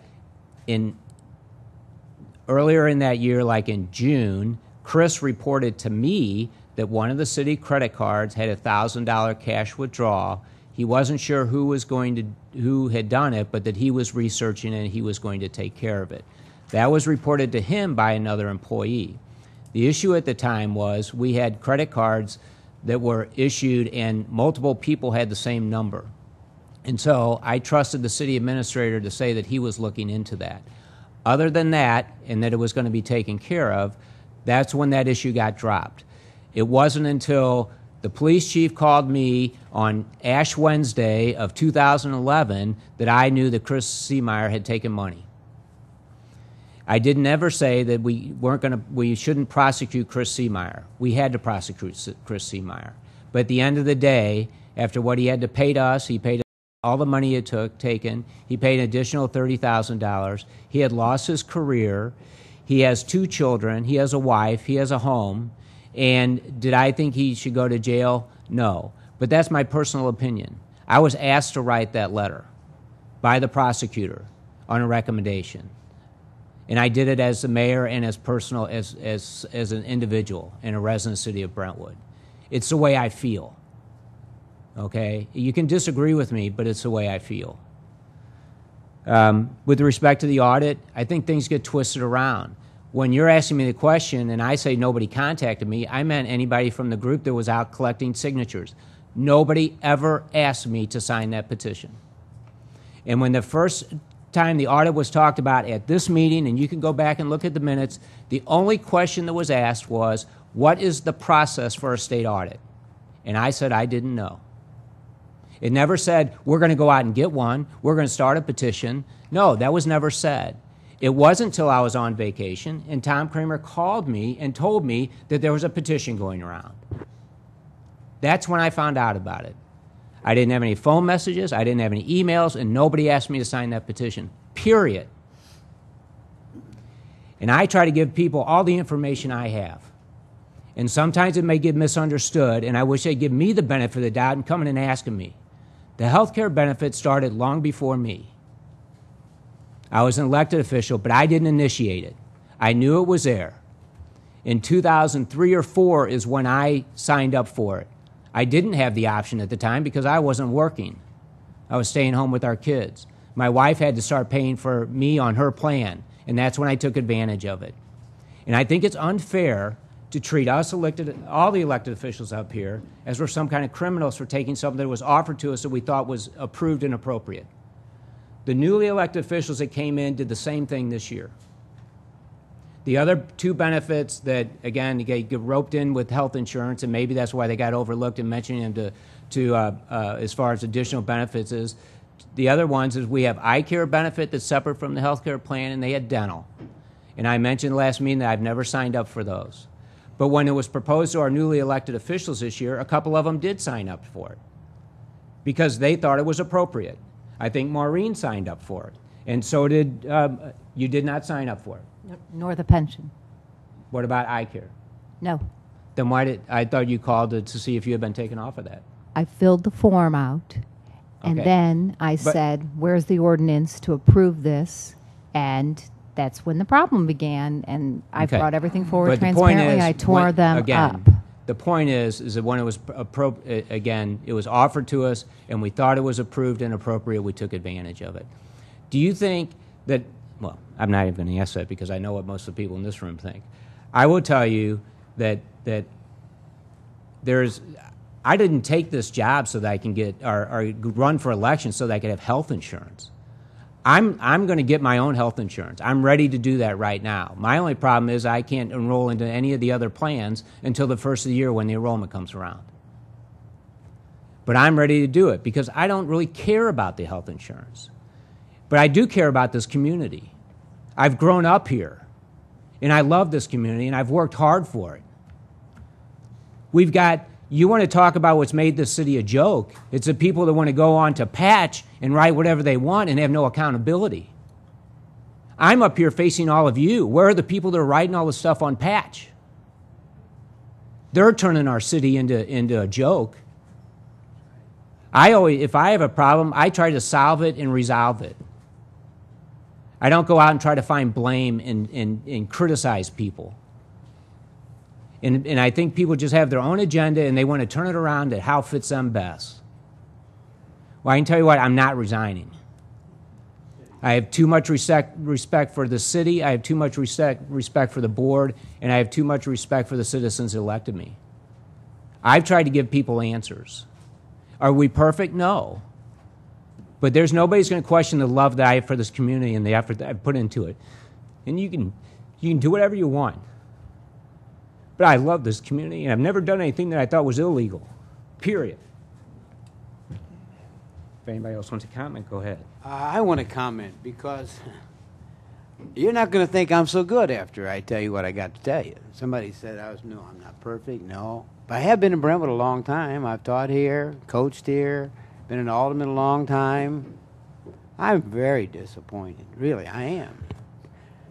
I'm very disappointed because a group of people have decided that they know everything that's right and they know all the answers. Well, you don't know all the answers. You don't know all that's gone on. I received this first benefit from I've said this in the meeting already once before. I received the pension benefit started about 1996 when I was brought. A person came to me, I was the city administrator at that time, put a piece of paper down and said, just fill in the beneficiary and all. Do you think, being a new alderman, I was going to take time to go look up that ordinance? I trusted him. So I filled it out and put it in. For 5 years, you're not even vested. That means you get nothing for 5 years. You don't even get anything. So 5 years, well, several years went by. And I've been an alderman 11 terms. I've been an alderman way back when. And I've tried, Pat says, I've tried to do a good job. We got up to the present date, and I tell you what, now you all going to dislike me after I tell you what I tell you, but I'm going to tell you because I'm trying to tell you the truth. I wrote a letter for Chris C. Mayer. It didn't get in time. You never saw it. You never heard about it. Because Chris was my friend at the time. He's still my friend. I don't lose friendships because enough time goes by, a guy does something. I don't quit friends. Sure, he was a crook. You can say that, sure. He did all the wrong things, and they got rid of him. We did. I was all for getting rid of him. But I'm never going to say he's not my friend. And as a friend, I'm going to be a friend to him when I can. Now, you can hate me for that if you want. I hope not. This is supposed to be the city of warmth. I think that doesn't mean temperature. I think that means being able to forgive. And I've always believed in trying to forgive where you can. I don't think I did anything wrong, but I'm not wedded to any kind of pension or anything. By the way, I think I'm already up to almost $100 a month. I'm really going to live on that if I ever get it. I've gotten nothing so far. I haven't received a penny. I didn't get any of the health benefits or anything else. I think, too, that I've served on this board. You can say what you want. You can go out here. Some of you think whatever you want. That's okay. But when you leave here, you think what you want. But I tell you what, I wouldn't stand for it if I thought dishonesty was going on in this board. I couldn't take that. I couldn't stand it. I'm not perfect, but I got a sense of right and wrong in here that grabs me every day. And when I look to my Lord at night and I go to bed, I want to know I'm right with him. If I'm not right with him, it doesn't matter out here. It doesn't matter what the rest of them are doing. I hope that all of you think this. I hope he doesn't resign. Pat's been a good mayor, I think. You don't have to agree with me. I hope some of you now, you're going home and say, boy, that guy wasn't what I thought he was. Hey, I haven't changed. I haven't changed a bit. I'm the same guy that I've been all my life. I have got no secrets to hide from anybody. Now, you may think I'm passionate right now. I am passionate. I'm passionate because I'm seeing something that's destroying this city. We will tear this city apart if we don't stop this foolishness. If you want questions answered, come in here. I never received one phone call through all of this. Nobody called me on the phone. None of you out here called me and said during this time, what's going on? Can you help me? Will you sit down with me? No, you didn't do that. No, we got together in a group. We got all together. We got all mad. We got all unhappy. We got all the things together. We got it all in line. And then we brought it up here. And then you finally, I knew somewhere along the line you folks were going to ask for his resignation before you ever did it. Because I've seen these things before. I've been up here long enough. I've gone through this. This isn't the first time we've been through this kind of thing. It's cyclical. This comes around every once in a while. There's always a group. And if you won't be happy till you get him out as mayor. Then you won't be happy until you get some of the rest of us out of here. You won't quit because you don't want to quit. You don't want to sit down and be peaceable. No. You want to destroy this city if you're not careful. And you will do it. Now, I know I've spoken a long time, but I do feel this inside. I feel it very much inside. It burns me inside to think that some of you will take a half-truth. Half-truth. I listened to all this. I never heard all the answers. I heard a lot of half-truths. Some of it may be true. I think Pat's willing to sit down with me. I am. I don't care about this pension or anything else. But please, I'm sorry if I got a little excited, but I am excited. I'm not the person you know. Now am I? I've changed. I'm a different guy now to you because I said some things you didn't want to hear. But I'm not changed. I'm still the guy I was always. If you thought I was a good guy, I'm still a good guy inside of here, to me, to my Lord. But you may not think so. Think what you want. I'm sorry, but that's my answer. Your Honor, may I request the floor? Alderman Lee. Thank you, sir. Last meeting, Alderman Harper requested that we do some additional research to figure out what is the right answer. When and how did these benefits become available? Because you asked that question, Mr. Harper, Alderman Saunders and I believe Cindy, you were the second, withdrew their request for us to take action on that proposed motion. At this time, may I request that we at least know, is there an answer to the earlier question from Alderman Harper? Well, okay. For the city, I believe the city attorney or city staff was asked to come up with an answer. Under old business. Right. We were going to work. I thought we were going to discuss that under old business, but do we want to do that here? I would prefer, if I may, Your Honor, by holding the unfinished floor, business. if we can at least get the answers at that point forward. It's been requested in public, and Mr. Harper asked for it last month, and you did have a motion that was postponed. Right, that's fine. I think it's appropriate if we have the answer, could we have it, please? Okay. Actually, I don't know exactly where it is in the process. I do know some things to date. I don't believe anybody has been able to locate either an ordinance or any minutes specifically discussing health insurance benefits. Our records are limited as far as how back we have the health insurance records. Staff, as I understand it, is currently trying to obtain this information from our prior insurance companies. To date, I don't believe we have that information yet. Okay. Again, and one of the issues is that by state statute, we keep those types of records 5 years, so we only have that back to 2007 is one of the reasons we weren't able to do that. So we're trying to, again, like Mr. Albrecht said, try to get the insurers to see if they will release some of that information to us. I believe at least one of the insurers has expressed some concerns about disclosure under HIPAA, which is the Federal Health Information Protection Act. So we're going to have to try and work through that as well. Right. Okay. Your Honor, if I may continue the floor. Sure. Thank you, Your Honor. Realistically, I half expected that answer last month.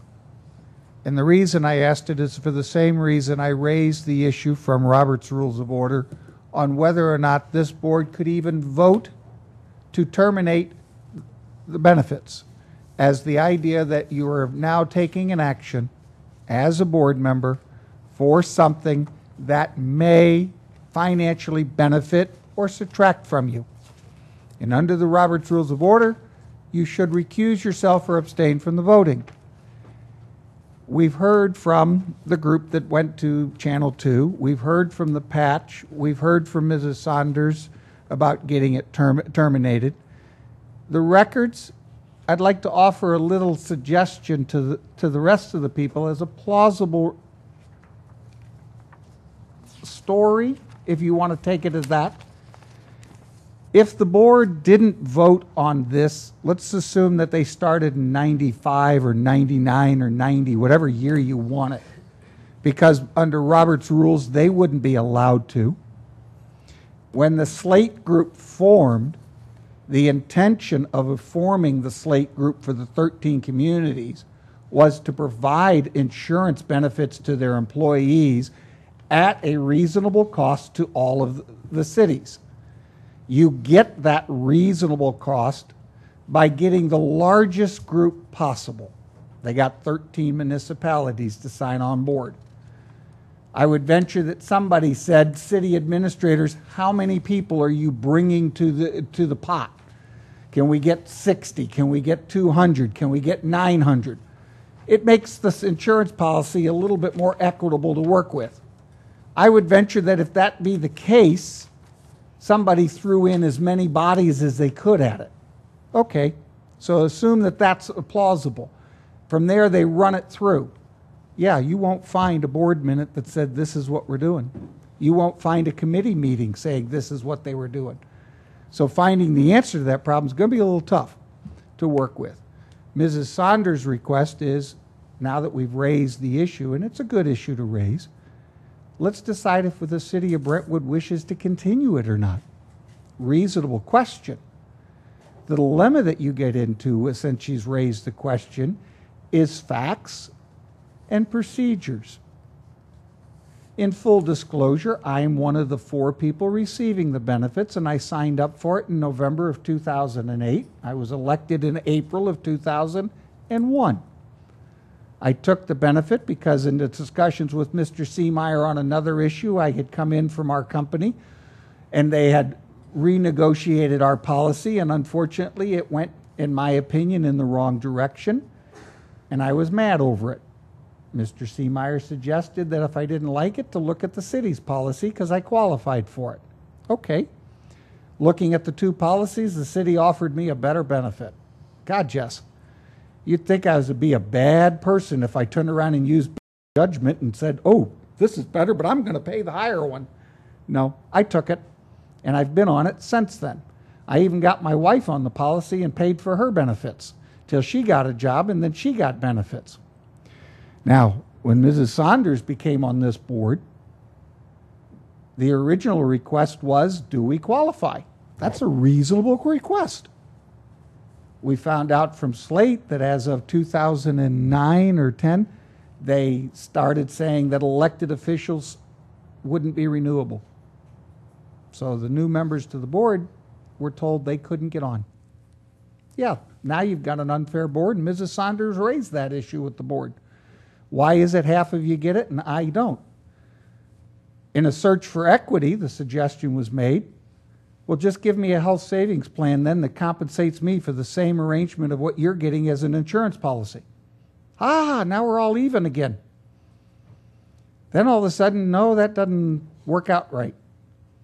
So it's now my way or the highway. Let's cancel it, and we're going to do it this way type arrangement. That's not good government.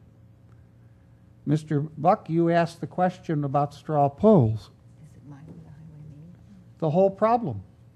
I have to work to Robert's Rules of Order. How and why? So that you maintain a democracy and a give and take in discussion. If you start going outside that arrangement, you might as well go straight to a dictatorship. Now, Maureen and I have discussed it for the last 90 days. It's been fascinating discussion. It's a give and take. But last week, I got blackmailed into, you're going to vote this way or I'm going to tell the public about you. Now, ladies and gentlemen, when you do that, you've just destroyed the whole process of the democracy. Not only do you destroy the whole intent of what's going on, but you also start entering into the decision making. Should I vote for it or should I vote against it? Hey, there's actually a financial benefit to me for holding it. No, now I'm emotionally tossed in. I've got groups out there telling me I'm an evil person and it's my way or the highway or I'll blackmail you. Do you see how things like that influence the process of thinking? So the right answer is you don't contaminate it. You take the time under Robert's Rules of Order and you recuse yourself and abstain. Now, when you do that, In your parliamentary procedures, I think most of you have paid attention to the state of Wisconsin, and a number of years back, the state of Texas. And earlier this year, there was a city that was looking to contract out its police service, and the way they prevented the decision being made is they just didn't attend the meetings. Now, when we started this meeting this evening, there was a roll call. That establishes a quorum for the city of Brentwood. For those of you not aware, the city of Brentwood's quorum is that we ask to have 5 aldermen and the mayor, or just 5 aldermen. If you recuse yourself and abstain, you actually do not get to participate in the discussion. You do not get to sit in your chair.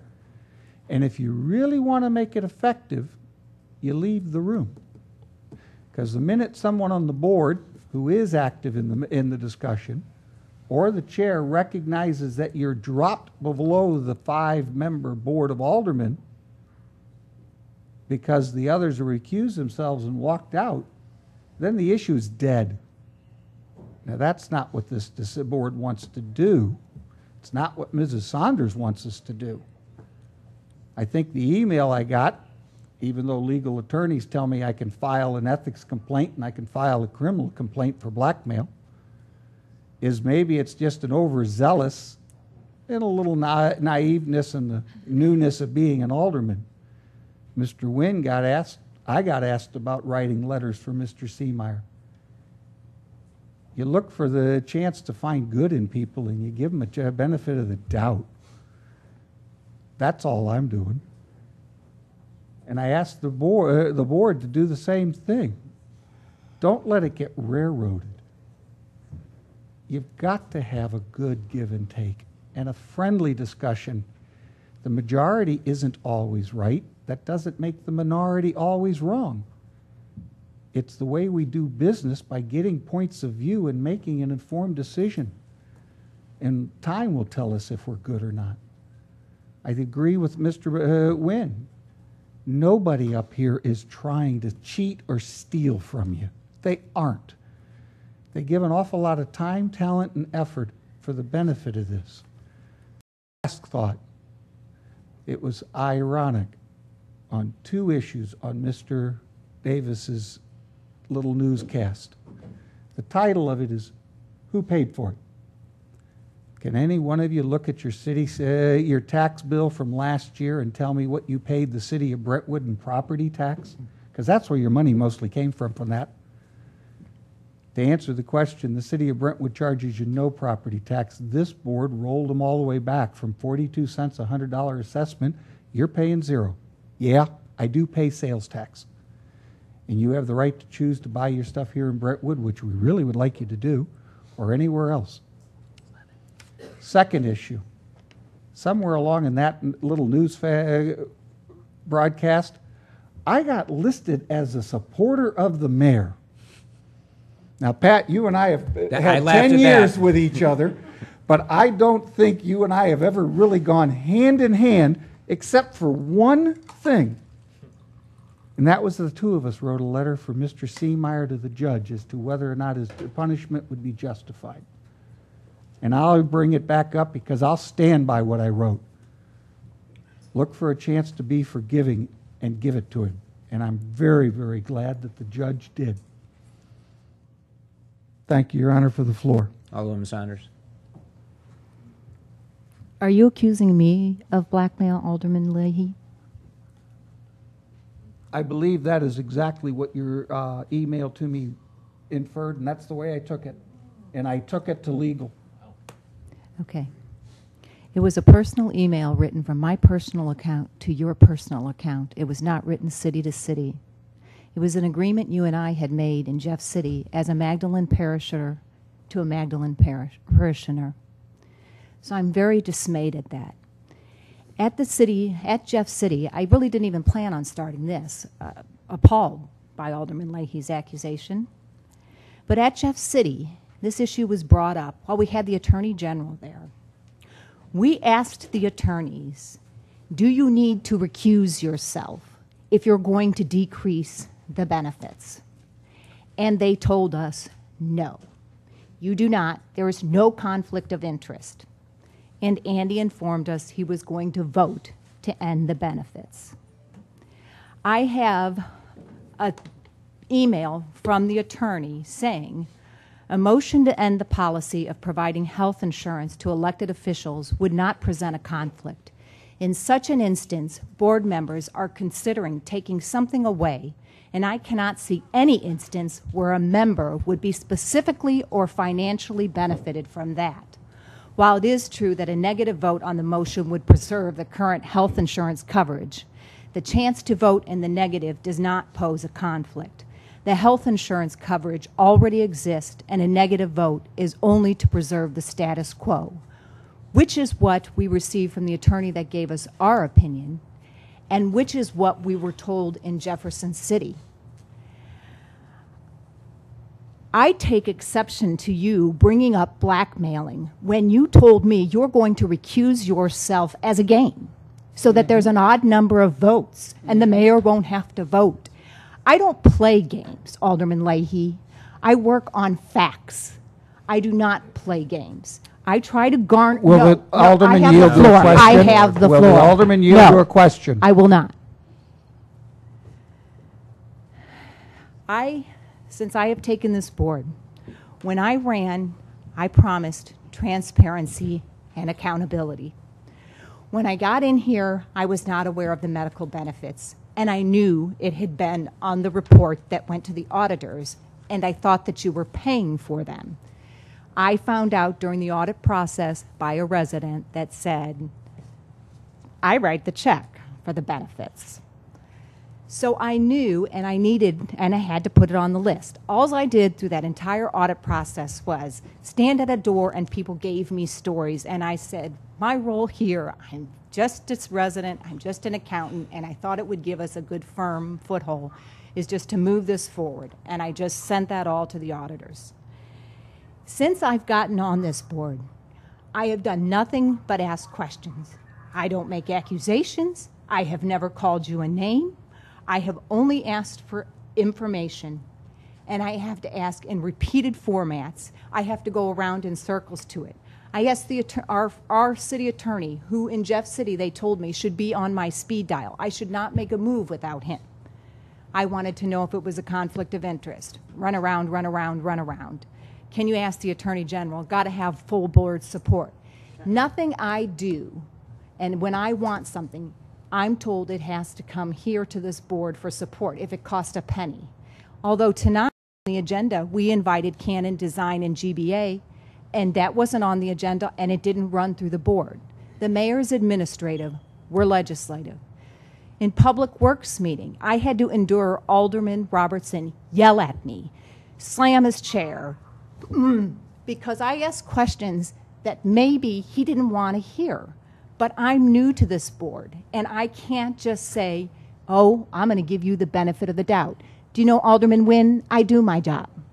I read my homework. I don't put my head down on the desk, and I listen to questions. I do not appreciate you glaring at me. When these residents email me, do you know my response? I give them, I say, this is your one resident, one opinion. I am the trustee of the city. You can ask them, and I say, I have to weigh all of the facts, and you are one opinion. My response is not get up here and yell at you or yell at the mayor or to activate them. They did that on their own. But I don't like the glaring eyes and the yelling and the screaming that I have received and the runaround. I will show you the emails, how long it takes me to get information. Now, since you say that we're employees, talk about a hostile work environment. I'll let you know. I mean, listen to the tapes. This is a hostile work environment. When I found out about the elected officials' benefits, I asked Bola to research it. I was leaving for my son's wedding, and I was told, Maureen, you can't get on it. Slate's wants to phase it out. And I said to Bola, that indicates this probably isn't something we should be doing.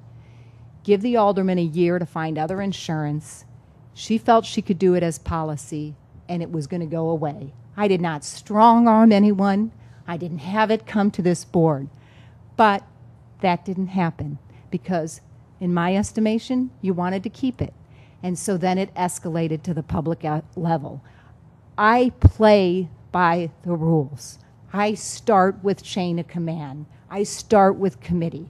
I recently we had a quorum at Public Works Committee, and we voted to hold the rec center discussion we had tonight until the August Board of Aldermen meeting.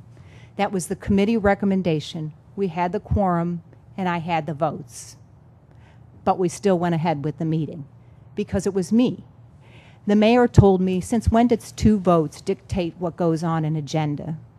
When 2 votes is the majority at a Public Works meeting, and the chairman decided we had a quorum and we would go on with the meeting without the presence of Alderman Leahy, that's a quorum, and what results from that should have been reflected on the agenda. I have to fight for every piece of information, and the only thing that I ever ask is questions, and I expect answers. And you couldn't provide the answers. So then the logical thing is that we probably should end these benefits. And I gave, and BOLA, we seemed to have an agreement that we thought it would be phased out in a year. But you wanted to hang on to them. And now it has become a legal issue.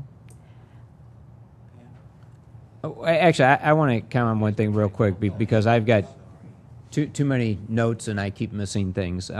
One, just to step back for 1 second with respect to Elliot Davis and evading the questions. I'm not going to make up answers if I don't know the answer. I try to give honest answers, and that's what I gave Elliot Davis when he asked me. If I don't know when they started, I can't say when they started. With respect to the comments about the Public Works Committee, and this is what I tried to get across to Maureen and a couple of or Alderwoman Saunders in a couple of emails last week.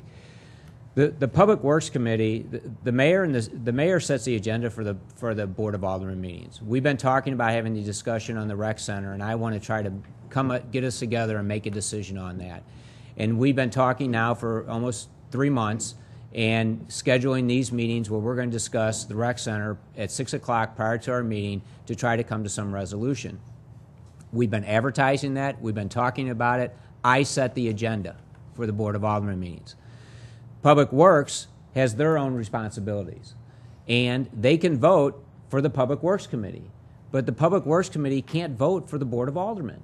And so you may vote in Public Works to table the discussion to August, but that's for your committee. It's not for the Board of Aldermen. I'm not trying to be confrontational, but that's the way the process works. And so you could have come to the meeting today and said, we voted as a committee that we would like to table this discussion till August, and then the full board could have voted on it. But I'm not going to change the agenda because otherwise we wouldn't be able to run the city if every committee decided they have a different agenda.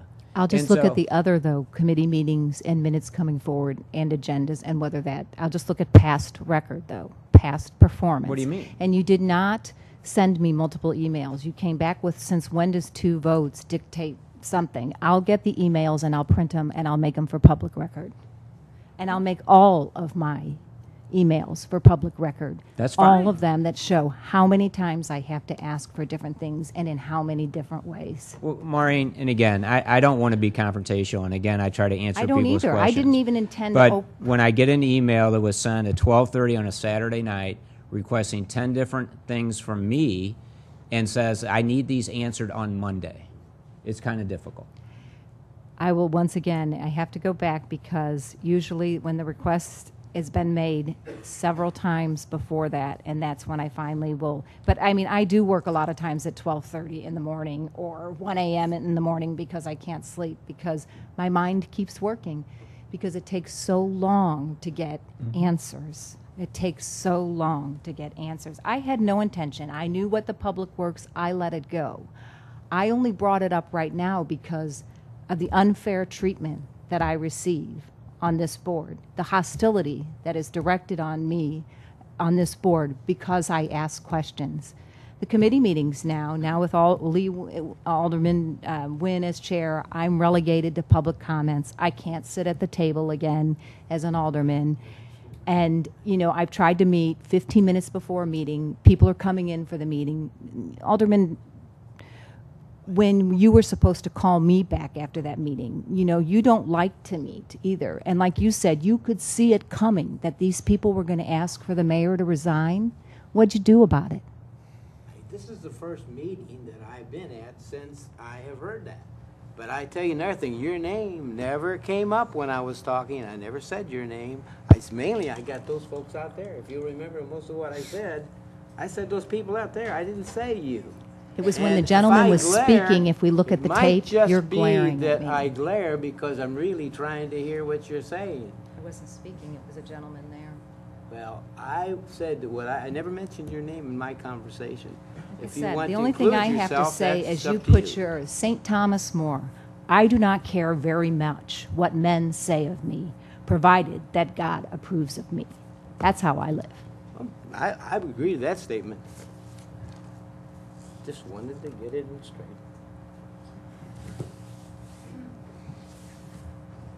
Hey, Anthony's got something, I think, Mayor. I'm sorry, I think Anthony. I forgot my question. Going back to the health care benefits, if we can't find an ordinance or anything stating where it started, I believe someone in the audience asked, did other part-time employees benefit from that as well? And if not, then I would be concerned that it was only given to aldermen and not afforded to all the part-time employees, which would lead you to believe that it shouldn't continue. So I guess that's, if we don't have an answer to the first question, if the follow-up question is, do any other part-timers receive the health care benefit, and the answer is no, then it needs to be gone away with immediately. And I didn't know we were going to have a therapy session up here. But since Chris Seamer's name came up, I don't think there's anyone that knows me has a doubt what I think should have happened. I think our detectives did one hell of a job, and I think he should have gone to jail for the full time, and I don't think anybody in city administration should have supported him. So I just want to give kudos back to the police department.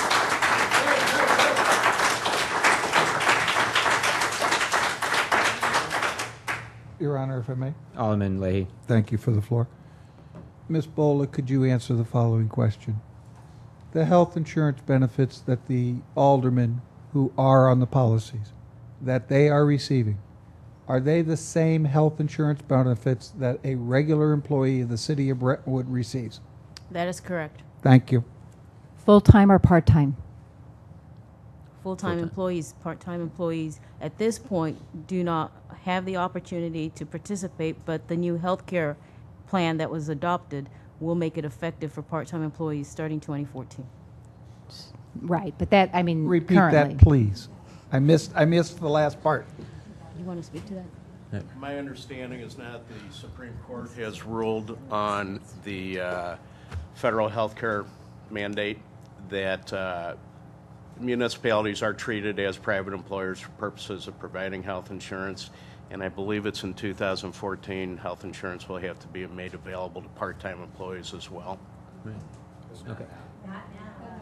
Right. No, that's right. And can we have one more comment so we can move Yes, on? I want to move on, Right, too. no, that's fine. I want to move on. No, I'm sorry. We had to keep it to the board. Maureen, or Alderwoman Saunders, sorry. Again, too, in Jefferson City, the attorney that comes, and Andy, Cindy, and I we were hoping to get the full board support, but we want to do a town hall meeting, and he'll come and speak on sunshine law. We want to do it as a town hall so that you can ask him questions. You get a great presentation. But he said at that thing, Jeremiah Morgan, I think was the name, I have the exact quote, but he said, here's your rule of thumb. If you have to ask if it's legal, then that's the nutshell. I'm not exact wording, but then that's not the road you want to take. And we always seem to have to ask if it's legal. And the other thing is you avoid W.C. Fields. You avoid looking for loopholes. Well, and actually, just one question. You said that you had an opinion from the state's attorney. No, right? There we talked to him. Here, this is from ours. Okay, all right. I'm sorry. I Well, thought you said you had an opinion that you got from the attorneys when you were in Jeff City. Wait a minute. Clarification. The gentleman that we got the opinion from, was the Speaker. It was not the State Attorney General. It was the gentleman from his office. Okay, we could have asked that, but Andy was satisfied with the response at that time. And once again, I asked Frank Albrecht to call the Attorney General 3 times, but I had to wait till we had board approval to ask that question. Is it a conflict of interest to vote on this issue? Now, Can I respond to that? yes. And I won't get into the whole ethics of it. We spent a lot of time talking or listening to this at a seminar I was at just last weekend. My obligations are to the city, the entity itself, acting through the board as a body. I'm happy to answer legal questions, but I can't act on the direction of each individual board member, which is getting an opinion from the Attorney General, is an affirmative action on behalf of the city. Notwithstanding that, and I believe I emailed this to you this morning when I got into the office, I agree that there's no reason to abstain from that vote. And that's the opinion that I express, and I don't see any need to get an opinion from the Attorney General on that. But do you see the pushback is it's not from the state's attorney, it's not from the Attorney General, and that if that's what we're going to go, that would take another Okay. month. We're going to move on, I'm sorry, because we're probably going to talk more about healthcare in a little while. And I know there's some people who are waiting for our ordinances to be addressed. So if I have a motion for the first and second readings of bills number 5681, 5682. 83 and 80. Where's my other sheet? 2, 3, 4. Thank you. And 2, 3, and 86, 56, 82, 56, 83, and 56, 84. First and second reading only. All in favor, say aye. Aye. All opposed, motion carries. First reading of bill number 5681, please. First reading bill number 5681 by title only, an ordinance of the City of Brentwood, Missouri authorizing the mayor to enter into and execute the attached user agreement for subscriber radios with St. Louis County Emergency Communications Commission and providing for the effective date of this ordinance. Synopsis, please. Your Honor, Bill 5681 is one that would allow for an ordinance authorizing the mayor of the City of Brentwood to enter into and execute the attached user agreement attached to the actual bill, not to the synopsis, for subscriber radios, mobile and portable radios with St. Louis County. As part of the 800 megahertz radio system project, the St. Louis County Emergency Communications Commission, ECC, will be purchasing new subscriber mobile and portable radios and distributing them to the public safety and local government agencies within St. Louis County. Thank you. Any questions? Your Honor, I have a few questions. Alderman Lee. Do we have someone that, there Yes. we go. You'd introduce yourself, please. Thank you. Good afternoon. I'm sorry. Good evening. I'm David Barney, Director of the St. Louis County Emergency Communications Commission. David, good evening to you. Thank you. I'm on page 4. I don't know if you have our document in front of you or not. But that's what Believe they I gave me. do. That's what they gave me to work to. Okay? All right, top paragraph. At such times, the agency and the ECC will meet to discuss funding options to cover maintenance costs. Has that been resolved? I may have a different page 4. Okay, I'm in section 8, subscribers, radios, warranty, Okay. and maintenance. Here we go. Thank I'm you. in the last paragraph. And it's the third sentence from the bottom, I guess, is the best way I can get you where I'm at. Correct. And this is the funding options for maintenance. That is Has correct. that been resolved, or has that discussion? That is a future time. Right now, the commission is paying for the radios themselves, the installation of the radios, the 1-year warranty for the radios, and it plans to provide for 5 years of post-warranty maintenance for those radios. Okay. With the radios, are there any accessory devices that we will need to look at picking up from a city side, or would your group be paying for any accessories that go to support those radios? We are paying for basic accessories, the batteries, the chargers, the antennas on the vehicles. Now, there are and standard packages. Now, some agencies, I'm not necessarily talking Brentwood, for example, some police department may want encryption, which is a very high form of military encryption, so people with scanners can't possibly listen into the transmissions. We are not providing encryption, so that would be an additional cost, $300, $400, $500 per radio that the agency would have to bear itself. If the agency wanted to say, well, we need at least 3 batteries per portable radio and we're providing 2, those additional batteries would be from the agency funding. One of the good things is that the contract we have set with Motorola Solutions extends all of the county's discounts to the municipality. So right now we have about a 45% discount on Motorola accessories. So if it is an accessory that we are not providing that the agency feels is essential, they can buy it directly from Motorola with that 45% discount. Okay. I'm going to section 4.3, 4.4, 4.5. In those 3 sections, you establish that you have different radios models for each of the different departments. I thought the intent of this whole service was to get everybody on the same frequencies of making this all work. Does that accomplish that by having different models all right off the bat? It does accomplish it. Law enforcement has different needs from fire services, and EMS has different needs from public works and parks.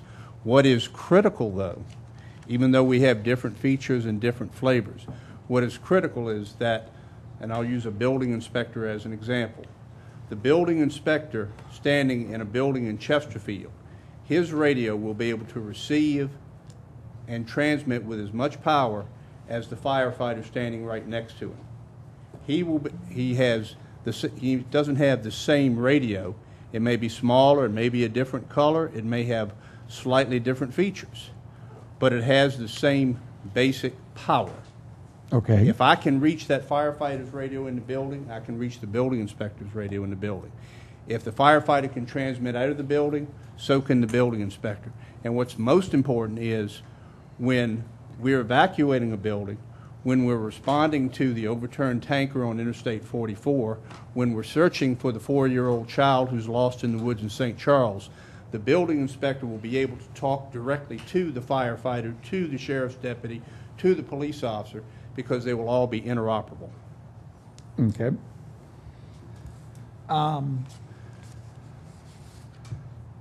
4.7 has additional subscribers, radios, and accessories. Final decision on such items will be made by your group as to whether or not Brentwood can get extra units to work with?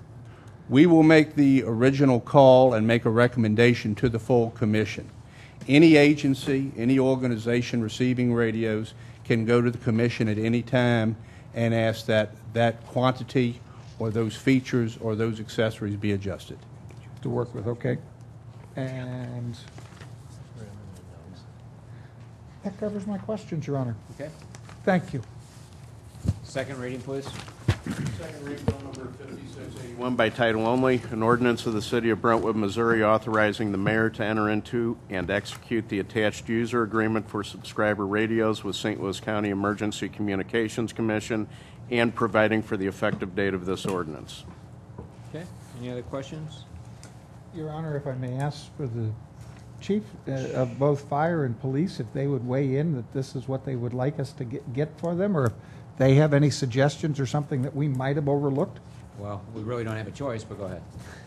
This is a countywide system, and we've provided our inventory to Duff and the county, and we're perfectly happy with the situation. And I'm not speaking for Steve, but it's a situation that we have, and have no problem. The interoperability is going to be a huge advantage for everybody. Thank you, sir. Okay. Steve, yeah. You know, ironically, and maybe a lot of you don't remember, this whole actually started in Brentwood by Chief Carabas when he was here. It was an overturned tanker that occurred right here in 40 and Brentwood. We had a major fire. The tanker, there was fire departments brought in from all over, police departments, and nobody could talk to one another. This system is going to let us all talk to one another. So when you pass that, and Chief Carabas should be credited, he's taken this on for all these years to make sure that this could be provided. And so this tax increase that the voters approved, I think that, what, last year? Is going to pay for all this. So it's, we can't be more thrilled on our side, the fire side, that will have that communication ability. Thank you. There a motion, please? Your Honor, motion to perfect Bill 5681 into ordinance form, please. Second? Second. Motion is made by Alderman Lay, second by Alderwoman Saunders. Roll call, please.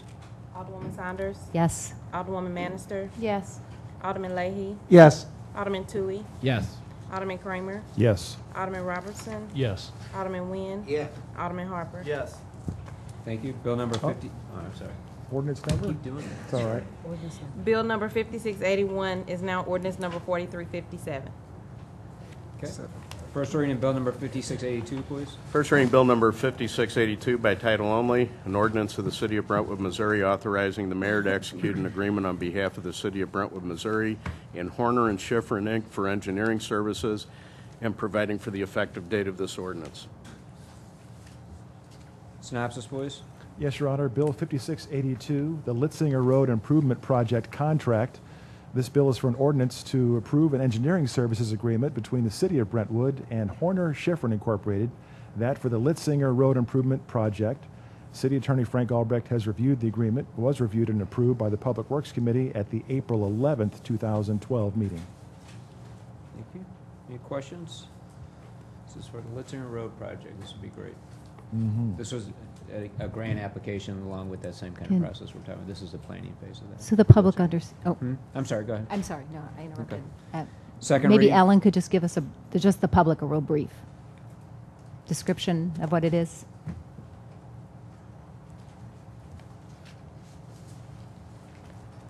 Sure. This is a grant This is due to a grant application the city submitted. The contract is for design, bidding services, and also construction management.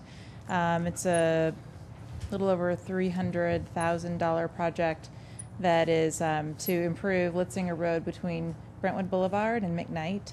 There'll be mill and overlay of the street, any stormwater improvements, sidewalks, and some lighting as well. Thank you. You're welcome.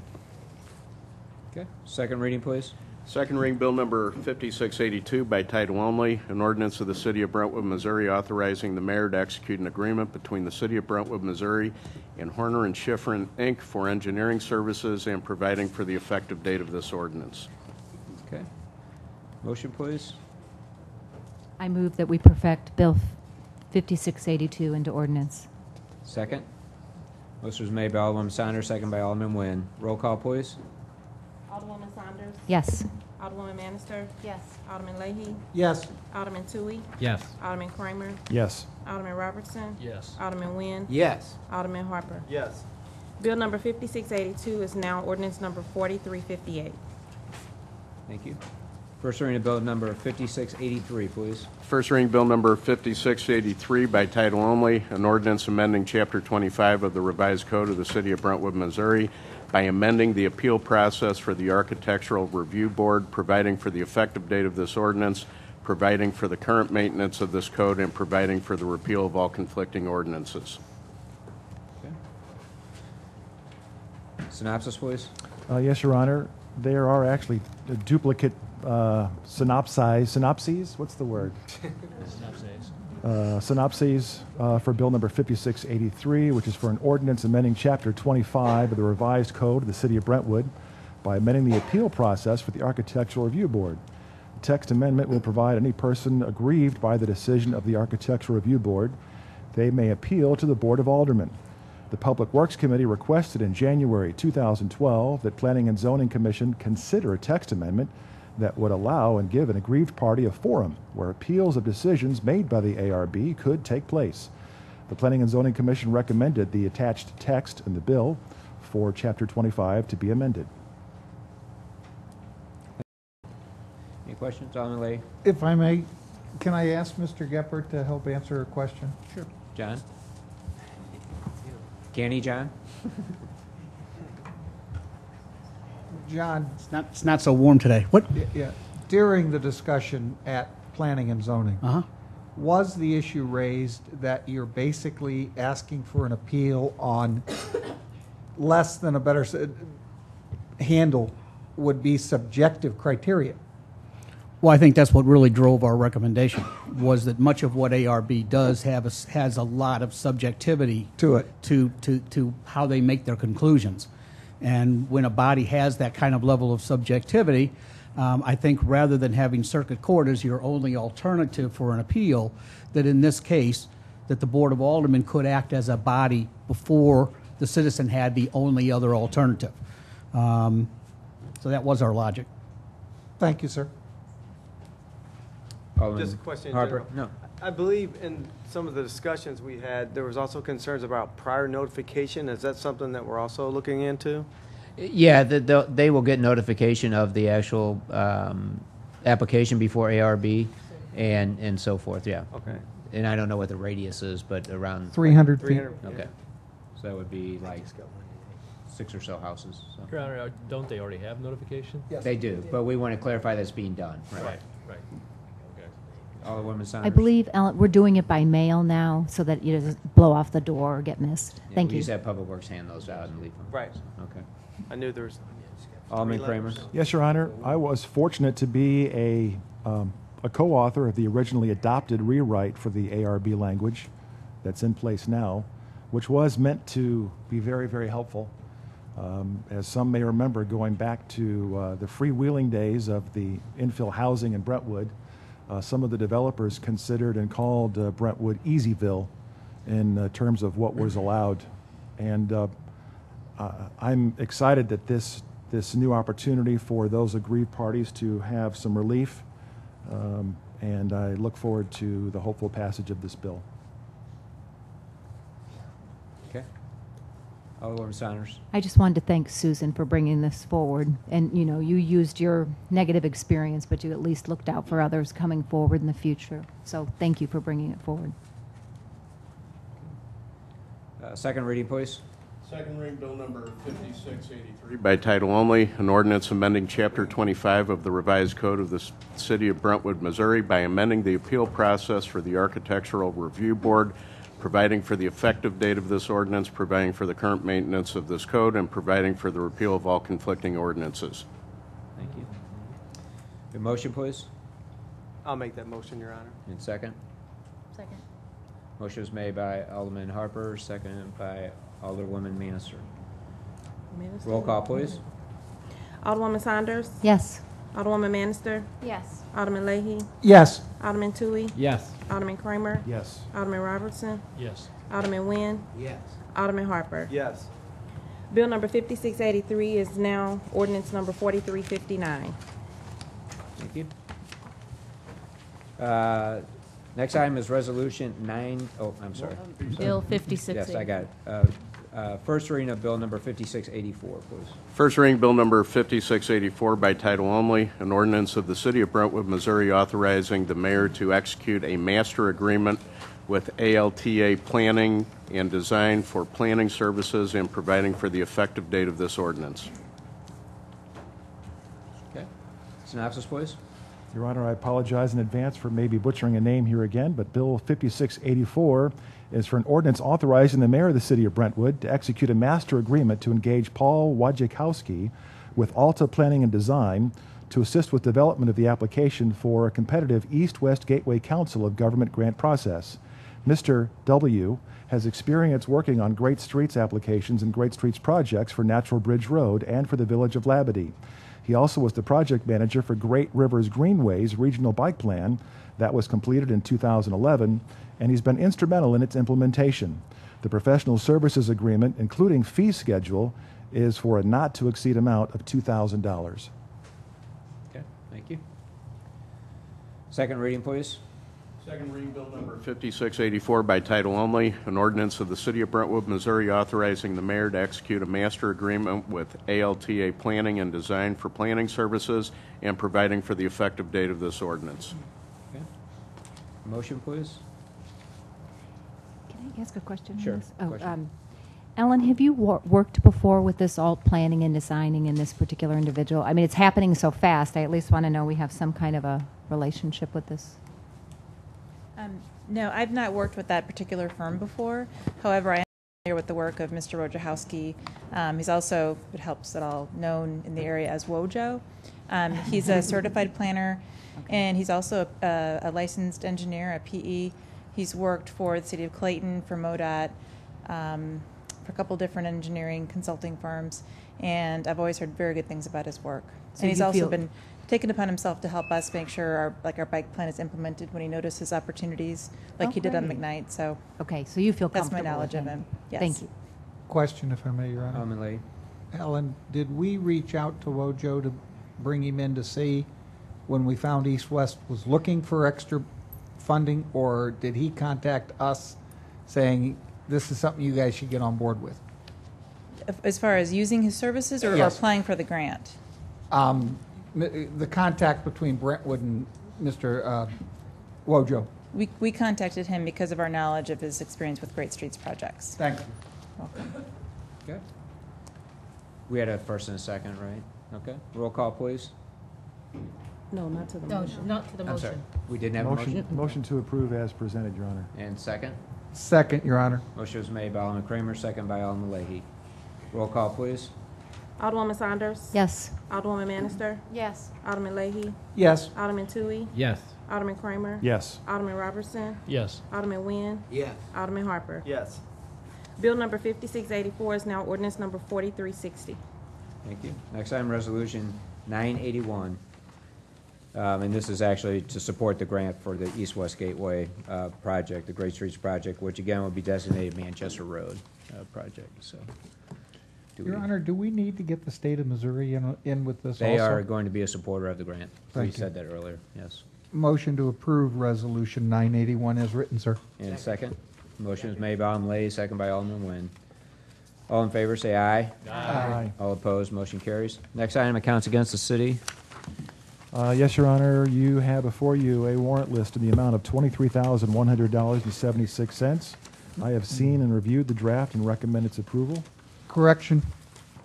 That's the pass-through. Read the other number. You were doing Sorry, 23,000. $65,455.19. My apology. Thank you. All right. Any other questions? Do you have a motion to, or did you make a motion, please? Motion to approve as presented, Your Honor. And second? Second, Your Honor. Are any other questions? Motion to approve, say aye. Aye.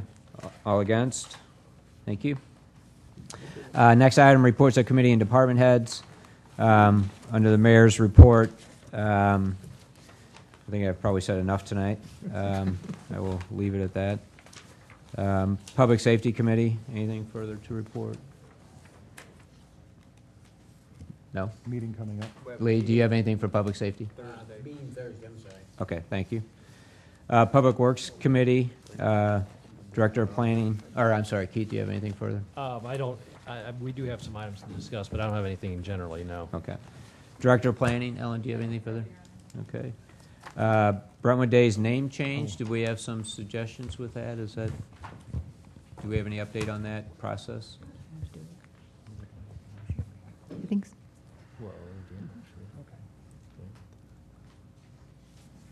Hi, Sue Cruson, Business Manager, Brentwood Parks and Recreation. We have discussed this in committee and at the board at the last meeting too, and the Parks and Recreation Department would like it to go back to simply being called the Madden Fest. In advertising, it would be Brentwood's annual Madden Fest, and it's in honor of former Alderwoman Cruson, who was chairman from 1979 to 1993 of the Man Fest and of the Centennial, the 60th year and the 75th year also, and for her service to the city as a city employee for 30 years and as an alderman for 6 years. So that is our recommendation, staff's recommendation. Thank you. Okay. All right. Any comment or Sue. questions? I'm sorry. The next couple of items are parks. Okay. Oh, all right. okay. I was just. What if I was going to make I just, Brad did a talk? just wanted to thank. Do we have a motion to accept the name change? Oh. Yeah. I move that we accept the name change. Okay. I would like to accept that on second, Your Honor. Okay, and I just had a comment. all in favor say aye. Aye. All opposed? Thank I you. just had a comment. Sure. But I just Alderwoman wanted to thank Saunders. Barry Williams for bringing this forward. Yes, Because and I think it thank was you. an excellent idea. And I want to thank the board Thank you, Barry. for moving on that. Thank you very much. It's a great idea. Thank you. Okay, next item, Brentwood Recreation Complex room rate increases. And just so the public understands, for fee increases, this isn't something that has to go before the board, before the voters, because it's a fee related, not a tax. So we make those adjustments now and then. So, Sue, do you have a recommendation for us? And just a brief recommendation that the fees for the room rentals at the Recreation Center have not been increased in quite a while. What we're proposing is we're recommending a $5 across-the-board increase for all room rentals. This will start in January of 2013. This would include regular room renters. And in order to be considered a regular room renter, an organization must meet at least 6 times per year on a consistent day, week, room, and time. For instance, we have like Steak and Shake, we have Bread Company. Those are considered regular renters. That'll be across the board. We are also recommending the implementation of a premium room rental rate, which would be similar to what we do with premium ice in the ice rink. And that would be for weekend room rentals. That's not easy to say. Starting at 12 p.m. on Friday through the close of business on Sunday. This period is when our meeting rooms are in the highest demand. Quite busy for those of you who try to drive through the parking lot on Saturday, Friday night, and Sunday. You can't. It's really busy there. We would recommend that this premium room rental rate exclude regular room renters as defined above. And even with the addition of it, we are still in line with what other parks and recreation departments are currently charging. Had we had this rate for the year 2011, we would have had approximately an additional $30,000 in revenue. And what is that increase, Sue, for the premium rate? The premium is also $5. Okay. Your Honor, I would support the request and take staff's recommendation on that. And do we have a second? I would second. Okay, any other questions? All in favor say aye. Aye. All opposed, motion carries. And Sue, the last item is the light pole banners. The light pole banners. I think you heard eloquently from Jen from St. Louis Skate Club. Thank you very much.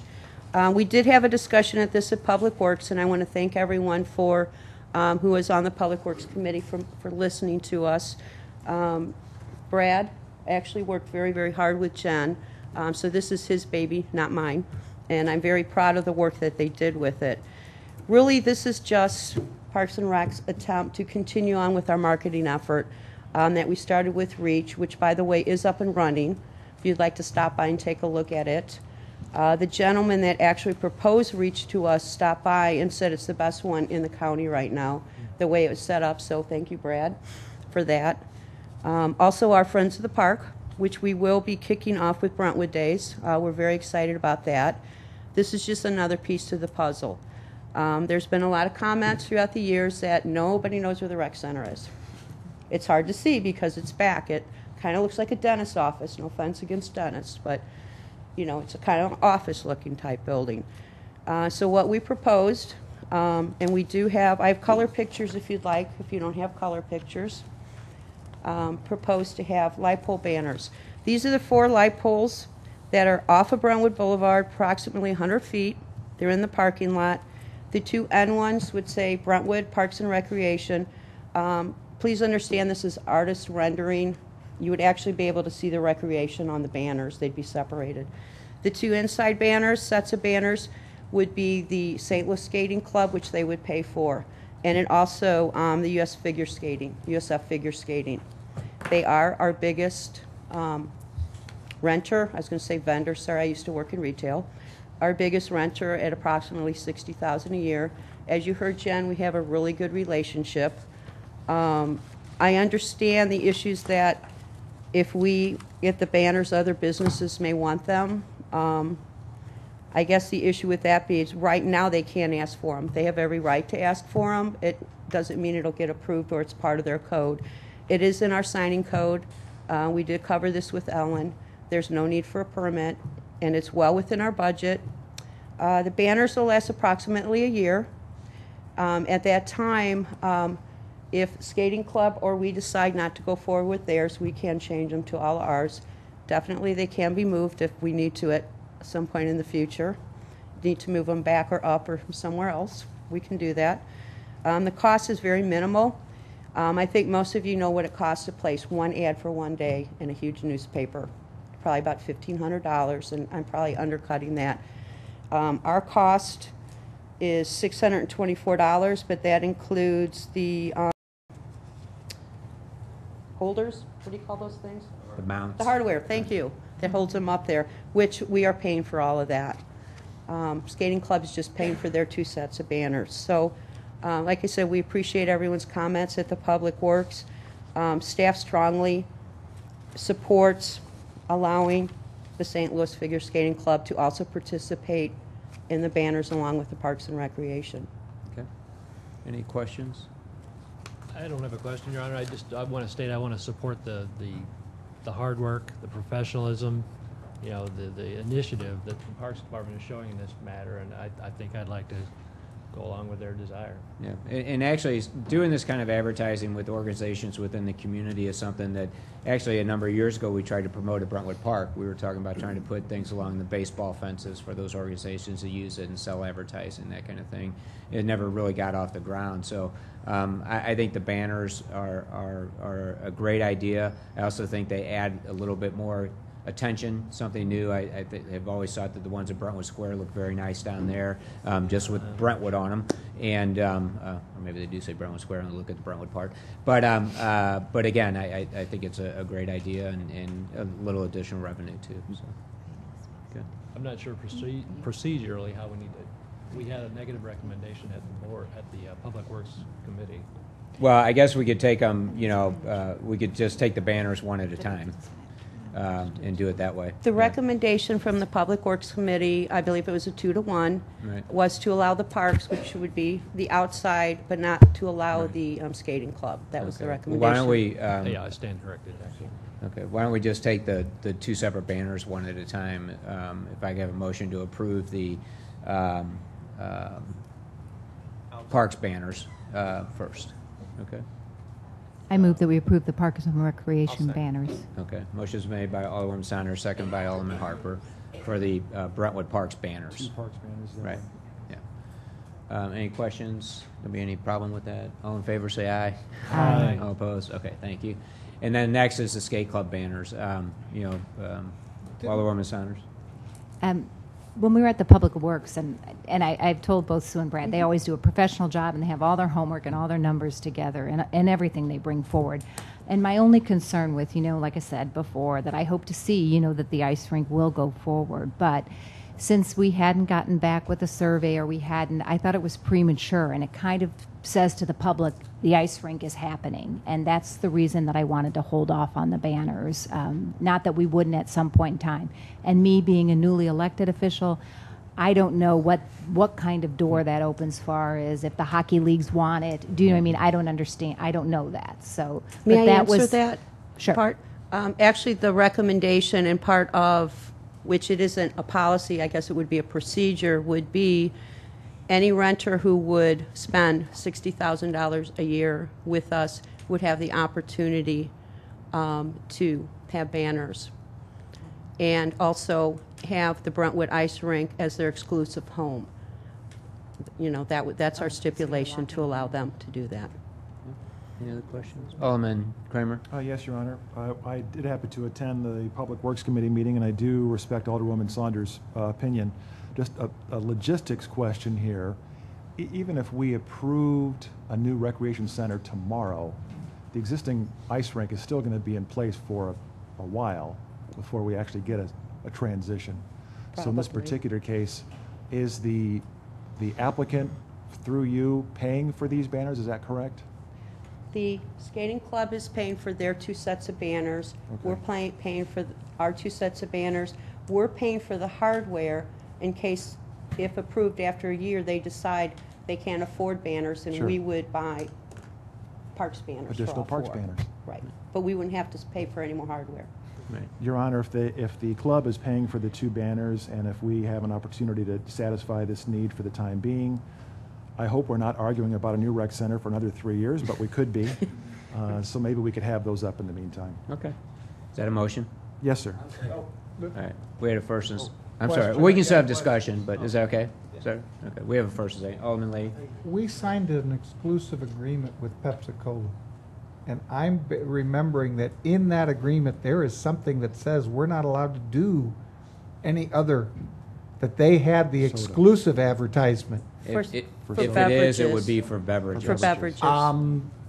I raised that question when we brought it here in front of the board. I'd And be that- willing to take that chance. I'd like us, We can research that and bring it if back. if we Could could. we approve the Absolutely. tentative that of? Tentative, I have no Okay. problem with tentative, but I thought there was something in Pepsi's that told us we couldn't go that way in the Okay. future. It's a quite big contract, so I think we better look at that. Your Honor, I'll again. amend my Okay. motion to include a contingency that is congruent with our existing policy. Is that okay with the second, Lee? Okay. Any other questions? Roll call, please. Alderwoman Saunders. No. Alderwoman Manister. Yes. Alderman Leahy. Yes. Alderman Tui. Yes. Alderman Kramer. Yes. Alderman Robertson. Yes. Alderman Nguyen. Yes. Alderman Harper. Yes. Okay, Thank you. thanks. Next item, item D, Ways and Means. Anything further from Ways and Means Committee? Yes, Your Honor. Okay. I know, you're used to looking over there. I know. understand. We have our next exciting meeting, July 18th. It will be here in these chambers. It's a nighttime meeting for those who normally don't get a chance to come to our daytime meetings. It's at 6:30, and we'll be discussing the employment handbook draft.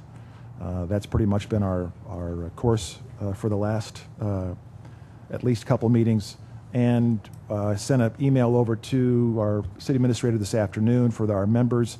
We're going to try for another meeting coming up on either July 31st or August the 2nd to give a chance for some progress at that time too. But that's our Okay. report for now. Thank you. City Attorney, anything further? No report, Your Honor. City Clerk Administrator? No report, Your Honor. Excise Commissioner is not present. Lee, anything? Library? Library doesn't meet during the summer, so it'll be Okay. September before we meet. Municipal League, nothing to report except that, and you may have heard this in the news, but the governor did overturn the requested change to the sales tax on automobiles. So they're still trying to work that out. But other than that, nothing really going on during the summer. Communications? No report, Your Honor. Thank you. Historical Society, Lee? No report. We will have an executive session following this meeting. Can we take a 2-minute break or 5 minutes real quick before we get into the next topic, the healthcare benefits again? Motion for a 5-minute break? So moved. All in favor say aye. Aye. Aye. We have a 5-minute break. Thank you. Oh, I know. He just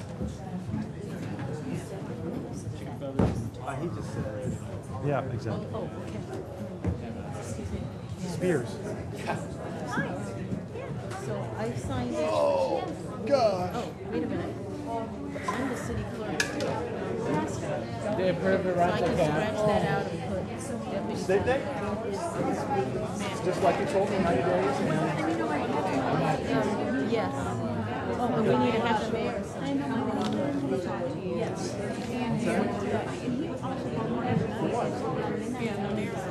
In the area, listening to see, and asking questions about. Scratch me out and put them there. I didn't hear that. When did you hear that? For you were taking a nap. Not that I'm aware of. No, you mean during the ARB discussion?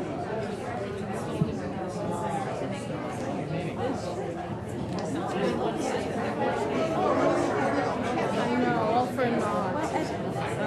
Oh.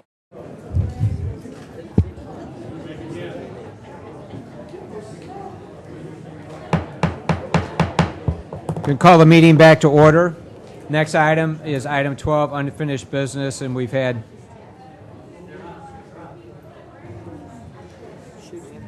we've had some discussion with respect to the health care benefits, and I just want to reiterate as we get started is no matter the outcome of what the board decides tonight or if we need more information as we move forward, whatever, I'm going to try to, get new health insurance on my own as soon as possible. I still think that when it was proposed to me, I did what most other people would have done in my situation. I believe that it was something that was in place and appropriately done. I didn't think to ask for an ordinance to back up what I was told, but I didn't have any reason to do that at the time either. But again, you don't do this and be an elected official for a health care benefit. And I greatly appreciate the fact that the city was able to give it to me. And it is something I took advantage of, but in no time did I ever think that I was doing something illegal or something that wasn't approved appropriately. So with that, I will open it up to the board. Alderman. May I've been waiting to say something about the health care benefit because... Privilege, please, Your Honor. What's that? Privilege. Your Honor, I am recusing myself and abstaining from the participation in this vote. Okay. Reason. You have to give reason. You have to state reason. You have to state reason. The reason I'm abstaining from the vote is my vote has been tainted. By what? I didn't know. Are we voting? I don't know if we're voting. We don't even have a motion. We haven't even made a That's fine. motion. We don't have a motion, but Alderman Robertson. The fact is that several years ago, I was talking to Chris C. Mayer, and I mentioned that my father was retiring, and now I was a group of one instead of a group of two. Well, you can guess that the health insurance for a group of one is not very favorable. He said, well, you can join the city and pay us back for it, and that's what I did.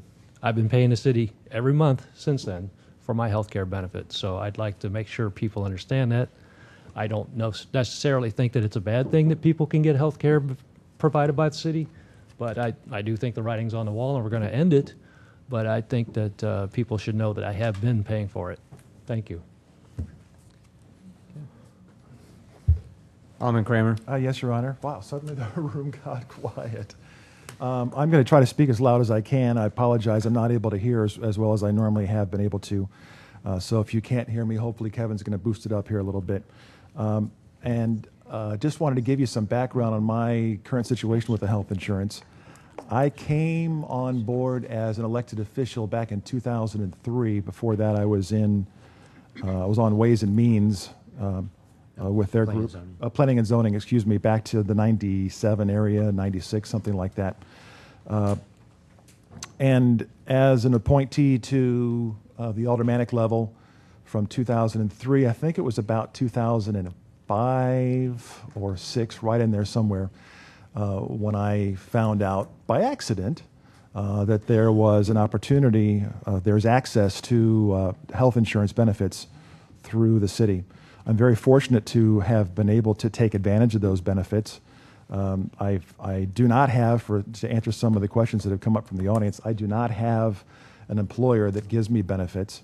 I do have a real estate business, which is my own, but I am self-employed, and the real estate business has not been spectacular, but that's a side issue. I tried to do some research on this topic, and I actually reached out to our former mayor, Mark Kurtz, who I have a lot of respect for him, and he has set the tone for the city for quite a period of time, and the elected officials that worked with him going back to that era. And my query to him was, what was his recollection? And the topic of whether or not the aldermen are employees did come up. And during that conversation, we talked about whether or not aldermen are employees, and the recollection was that, yes, they are. Some people like to characterize them, elected officials, as non-employees. Some like to characterize them as employees. I did do some follow-up with the IRS, which I have. I did print out some of the documents in case someone wanted to know where the wording came from. But the IRS does treat us as elected officials and public officials as employees. And the question with previous Mayor Kurtz was there an ordinance? And I believe the understanding was that there was no need for an ordinance because we were taking advantage of the opportunity afforded employees. There apparently was an insurance committee way back when that discussed this topic, and I understand that there was also an insurance, we had an insurance, what was he, the insurance, what was Chuck? Chuck was the insurance, what, liaison, insurance? Chuck Sanders, yeah. Yeah. At any rate, my understanding is that there was a query made to the insurance company that we had at the time, and once again, I'm thinking we could be in the 90s, but I'm not sure when, as to whether or not the elected officials would qualify as an employee and then also have access to insurance. And I understand that the insurance company underwriters took direction from the insurance committee as to whether or not we had access to those benefits as employees. And I understand that was the genesis of it. And there was never an ordinance or any requirement as an employee. The question has been raised several times, maybe not by audience members or by elected officials, but I have heard it that maybe this is being taken dishonorably, or that it's somehow not fair, or that it's somehow not deserved. I don't speak on this topic openly very often, but I am passionate about what I'm about to say, and that is that a lot of folks come to our meetings, sometimes the committee meetings, sometimes the aldermanic meetings, and what they see is a formal expression of our work. There's an awful lot that goes into this job, if you care. Some don't, but if you care, there's an awful lot that goes into this job. We're on call 24 hours a day, 7 days a week. When we're not here, if we're not driving around, if we're not answering the phone, if we're not checking on emails, if we're not working on a committee, if we're visiting with our city administrator, if we're not helping to rewrite legislation, if we're not visiting with council, if we're not doing research, we are there to answer and be there for the city that we were elected to do as an advocate for the city. And I've done the best job I knew how since 2003. I believe the benefits that were offered to me when they were offered genuinely and legally. I had no reason to question them. And I know several companies through friends of mine that actually offer the topic of whether or not we are part-time employees versus full-time employees. I believe that we put an awful lot of hours in, some weeks more than others, some weeks not as much. There are at least 15, 20 companies that I have a list of here that do offer benefits to part-time employees if that's what you deem us, if that's what the naysayers deem us as part-time employees. And it depends on the company. It depends on how many hours of service you put in before you're vested into those plans and programs that are offered. But to dovetail along with what Lee said, you know, I don't think anybody that has received benefits, even the previous elected officials, did so dishonorably or believing that they did not deserve them or did not have access to them. The situation as it exists right now, the Slate group, which allows us to have tremendously discounted premiums, took the coverage from our previous commercial insurance carrier and decided to grandfather us. And through that grandfathering process, for those who had it, it was to go away whenever they were to become unelected. So we actually haven't had too many newly elected officials come about since I've been on board. And this particular situation allowed some of 3 elected officials to come forward and ask about the benefits. And as the story has been told, and I believe it's a true and verifiable one, that our city administrator did check with Slate to find out if we could get insurance for these members, the new members. Would Slate agree to it, and would it work out? Slate, to my knowledge, flip-flopped a couple different times, but eventually came back and said, look, if they would like to have it and you guys want to give it to them to make everybody on the same playing field, then we will do what we said we weren't going to do, which was we're not going to make it go away with no one else coming on board. We're going to let them come on board if they want to. My understanding is that invitation was then given to those aldermen. One that I know of for sure said, great, I'm going to take advantage of that. A couple others I'm not sure of. And then eventually there was the press and the media and some other attention that came to the issue. And Slate had a board meeting, and Slate said, all right, guess what, guys? You asked us for a favor. We were going to give you a favor. We're not going to do it anymore. So that was rescinded, and the elected official, one of them that I know of, who said he wanted that coverage, was then no longer allowed to have that coverage. The other two elected officials, I don't know other than to say that I do know what their feelings are about it now. So the bottom line is that the way Slate has handled it for the foreseeable future is, to my way of thinking, if I were an employer dealing with employees who had this scenario come up, I would say, look, this is going to be phased out whenever you either get fired or whether you are laid off or whether you decide to resign. After that, it goes away. To do anything premature to that, I think is premature, and those are my thoughts on the issue. Thank you. Alderman Saunders. Bulla, did Slate ever say that we could be on that insurance policy? Initially, they did. Did you ask them to take the vote so that we could belong, the board? No, I did not. Did you have any conversations with them after that about the vote? I had an ongoing conversation with them based on different direction that I received from individual members of the board. My thing with this is that I want, if we continue these benefits by law, we all have to have it. So you're going to also cost the city that much more money by law. We all have to be offered that. But again, at the beginning, my whole thing is are we entitled to these benefits? It was just a question. Nobody was disparaging that you got it dishonestly or anything. I just said, let me show the ordinance, because you're supposed to vote on your compensation at a meeting.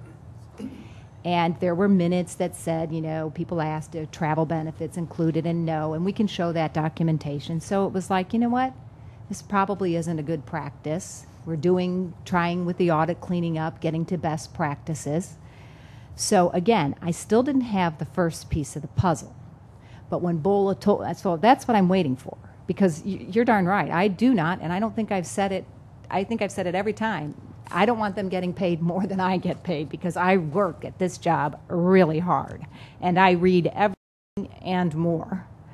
So, but they said that everyone had to go off. Slate did, and we had this, Bola and I had this conversation, and I was under the impression that it was going to be phased out. For whatever reason, that didn't happen. It still will be phased So out. the question still stands, though. If you guys vote to keep it, I'm on it too, and everyone else. So you'll have to figure out how you're going to pay for that, because that's the legal. Now, the only thing that we have for this is a legal opinion, and we can't discuss that here, because we'll have to wait for closed session. So that needs to be determined. But you're not defined as employees in the employee manual, not the one that we were being governed by. You're not in the new current one that's being proposed. It's very evident that this practice, maybe Chris was misguided, probably shouldn't have gone in. It wasn't offered across the board. Andy didn't know about it for the first 6 years. So it was a very inconsistent practice, which tells you it's not a best practice, which means it's time to end it. So I am making a motion that we end this benefit. We allow those that are on it to have 3 months COBRA, meaning that they'll pay at the market rate for 3 months. It should be, Mayor Kelly, because I don't want to, you get no insurance. It should be a qualifying event if your insurance ends, that you can immediately get on yours. So people will be able to get on other insurance. So that is the motion that I'm making. But know when you vote that this has to be across the board, because you can't offer it to some and not others. Can I ask a question? Sure. Well, we need a second first. I'll second that motion. Okay, all right. Can I ask a question? Alderman Harper. Can the motion contain the part where you have to go through COBRA, or should the motion just be to end the health insurance benefits? COBRA is a matter of federal law. Okay. Right. And Okay. I don't know if you I'm sorry. I believe sorry. as You a have matter of 18 federal months. law, Okay. when that is terminated, the insurer is required to offer it to the person at their cost. Okay. And I believe COBRA actually can be available for up to 36 months. Okay. I I just move. wanted to make sure the motion, Okay. is that okay to have that in the motion, or should the motion just be to end the healthcare benefit? Okay, I'm, I can don't know. I, you Okay, seconded, just a so I point. guess you have to rescind it. Right. Again, yeah, we may need to adjust that, but again, I think COBRA is a law. We don't really have discretion on that anyway. So you want to take back your second first? I'll take back my second. Okay, and then. I'll take okay, back my all right. motion. And then you. I move that we end the health care benefits. Second? For Alderman? Oh, for elected officials. I'll second that motion. What's the timetable? I mean, I don't understand. You'll go on to COBRA. I mean, today, tonight, tomorrow morning. I guess the end of this month's policy, so whatever that ends, the end of this day. They've probably already paid for August. Okay. then August? August. Actually, yeah, I would recommend, again. So it would you be know, I'm- September. They've already paid for August. They're right. So I move that we end the elected officials' health care benefits paid after August. They will no longer receive. Okay, one second, sorry, not yet. We have to take back the second first I'll and take come back back. So. my second. I take back All right. my motion. Sorry, we're getting into Robert's rules again. I'm just trying to keep it straight, so. All right, I now- do have, okay. Again, I think that you know, you want to make sure and that you give the people the opportunity to go out and actually find the insurance. You know, COBRA is a law, but it's also it's actually higher than most insurance. So, you know, I would say I would at least ask that we give them at least enough time to do that. I don't know if September or by the end of August is. I don't know. I've never, right. I feel like this conversation that the grace period, because it had to go on much longer than, has already, you know, burrowed into the grace period. I mean, like I said, with the conversation with BOLA before June 2nd, I assumed that this was just ending, that this was going to be I did phased not out. have the authority to make that decision on my own. Okay. When I left, though, I was under that I impression. probably should have corrected you then. I didn't have the authority then, don't have it now. Okay. Okay, so, again, that would be my only concern, is that we allow people enough time to and again, it's not for me, because as soon as you discontinue it, I've got other options, and that's not the point, but there are people that are self-employed, and it can be, Okay. they may need to shop around a little bit, so that would be my only concern. I don't have the health benefit, but I do think we ought to. You speak into the microphone? Yeah, I'm sorry. I don't have the health benefit, but I think we just should understand that this does not mean or any way say that these gentlemen have done something illegal or done something wrong. That they're giving them up, but I don't think we should come back later and say, well, they're all guilty of something. I think that should be understood. Okay. I have two questions. Okay. I mean, Alderman. it's not necessarily a matter for tonight, but nobody in here is an expert on the Affordable Care Act, I guess, but what's going to happen in 2014 when federal law says you have to, I mean, is that going to mean that Slate's going to have to offer it again? We've sent a notice to Slate Yeah. and asked that they start to inform us on what Right. we would need to do. Right, and Anthony, if you'll excuse me, the second thing is, if somebody wants to stay on the plan and pay the full premium through the city, is that acceptable or not? No, because I would like to be on that plan. Do you know what I mean? That insurance is so good. I was telling BOLA since day one, I would write you a check from my personal account to belong to that group. And I bet if you opened it up to the residents of Brentwood, every single one of them would like to be a part of that group. It's worth it. The $600, I would write you a check, $600, no problem, out of my own account. Alderman Harper. We didn't know. I guess going back, someone made mention of whether or not we're part-time. I'm going under the impression that we are part-time employees. If we are employees, then we're part-time because we're not full-time. So if we're part-time and it's not offered to everyone, then that doesn't seem fair to the part-time employees of Brentwood, in my opinion. Okay. Okay, so I move that we end the health care benefit for elected officials ending August, the end of August. I'll second that motion. Okay. Any other discussion? Roll call. Alderwoman Saunders? Yes. Alderwoman Manister? Yes. Alderman Tui. Can I amend the motion? No. We had a first and second. You can't. Oh, no. Alderman Kramer. No. Alderman Robertson. I have to apologize for losing my focus. The first two votes were Yes. Yes. okay. Yes, yes, no, no. Yes. Alderman Nguyen. No. Alderman Harper. Yes. Okay. Motion carries. Your Honor? Yes. May we pause? We're just about to fill up a DVD. Okay. I need to change it. Thank Okay. 1 second. 60 days that I did. I think that was Thank you. understood. Thank you. All right. Okay, Alderman Tui. I just wanted to comment. I voted against this, but I had expressed to some people raising the motion to remove this. I would get behind that, just not instantly. So, I mean, had that proposal been made, I would have gotten behind it. So I just wonder if it was politics or really the desire to get rid of this. Because I had expressed how I would get behind it if it was done properly. Well, like I said, originally, Alderman Tui, I gave a year, you know what I mean, a year to get off of it, but that wasn't accepted. No, I know, but I don't think because it wasn't accepted, that means I'm just going to slam the door on someone else's family about health care. That's a personal belief of mine. So some people's wives and kids aren't here to vote on it. They weren't given that option. I morally and ethically am not going to do that to them. So that's why I voted the way I did. Doesn't mean if this came up again in 6 months, I would vote against it. But right now, tonight, I'm not going to. All right, next item, new business, discussion, board committee meeting minutes format. Alderwoman Saunders. I didn't ask for this to be on the agenda. I wondered if that was my initials. You brought this up at the Public Works Committee? I just said that I like mine verbatim, my quotes verbatim. Okay. So just hers then? Okay, and that, again, I just want to maybe give you a little bit of history so people understand, and also the newly elected officials.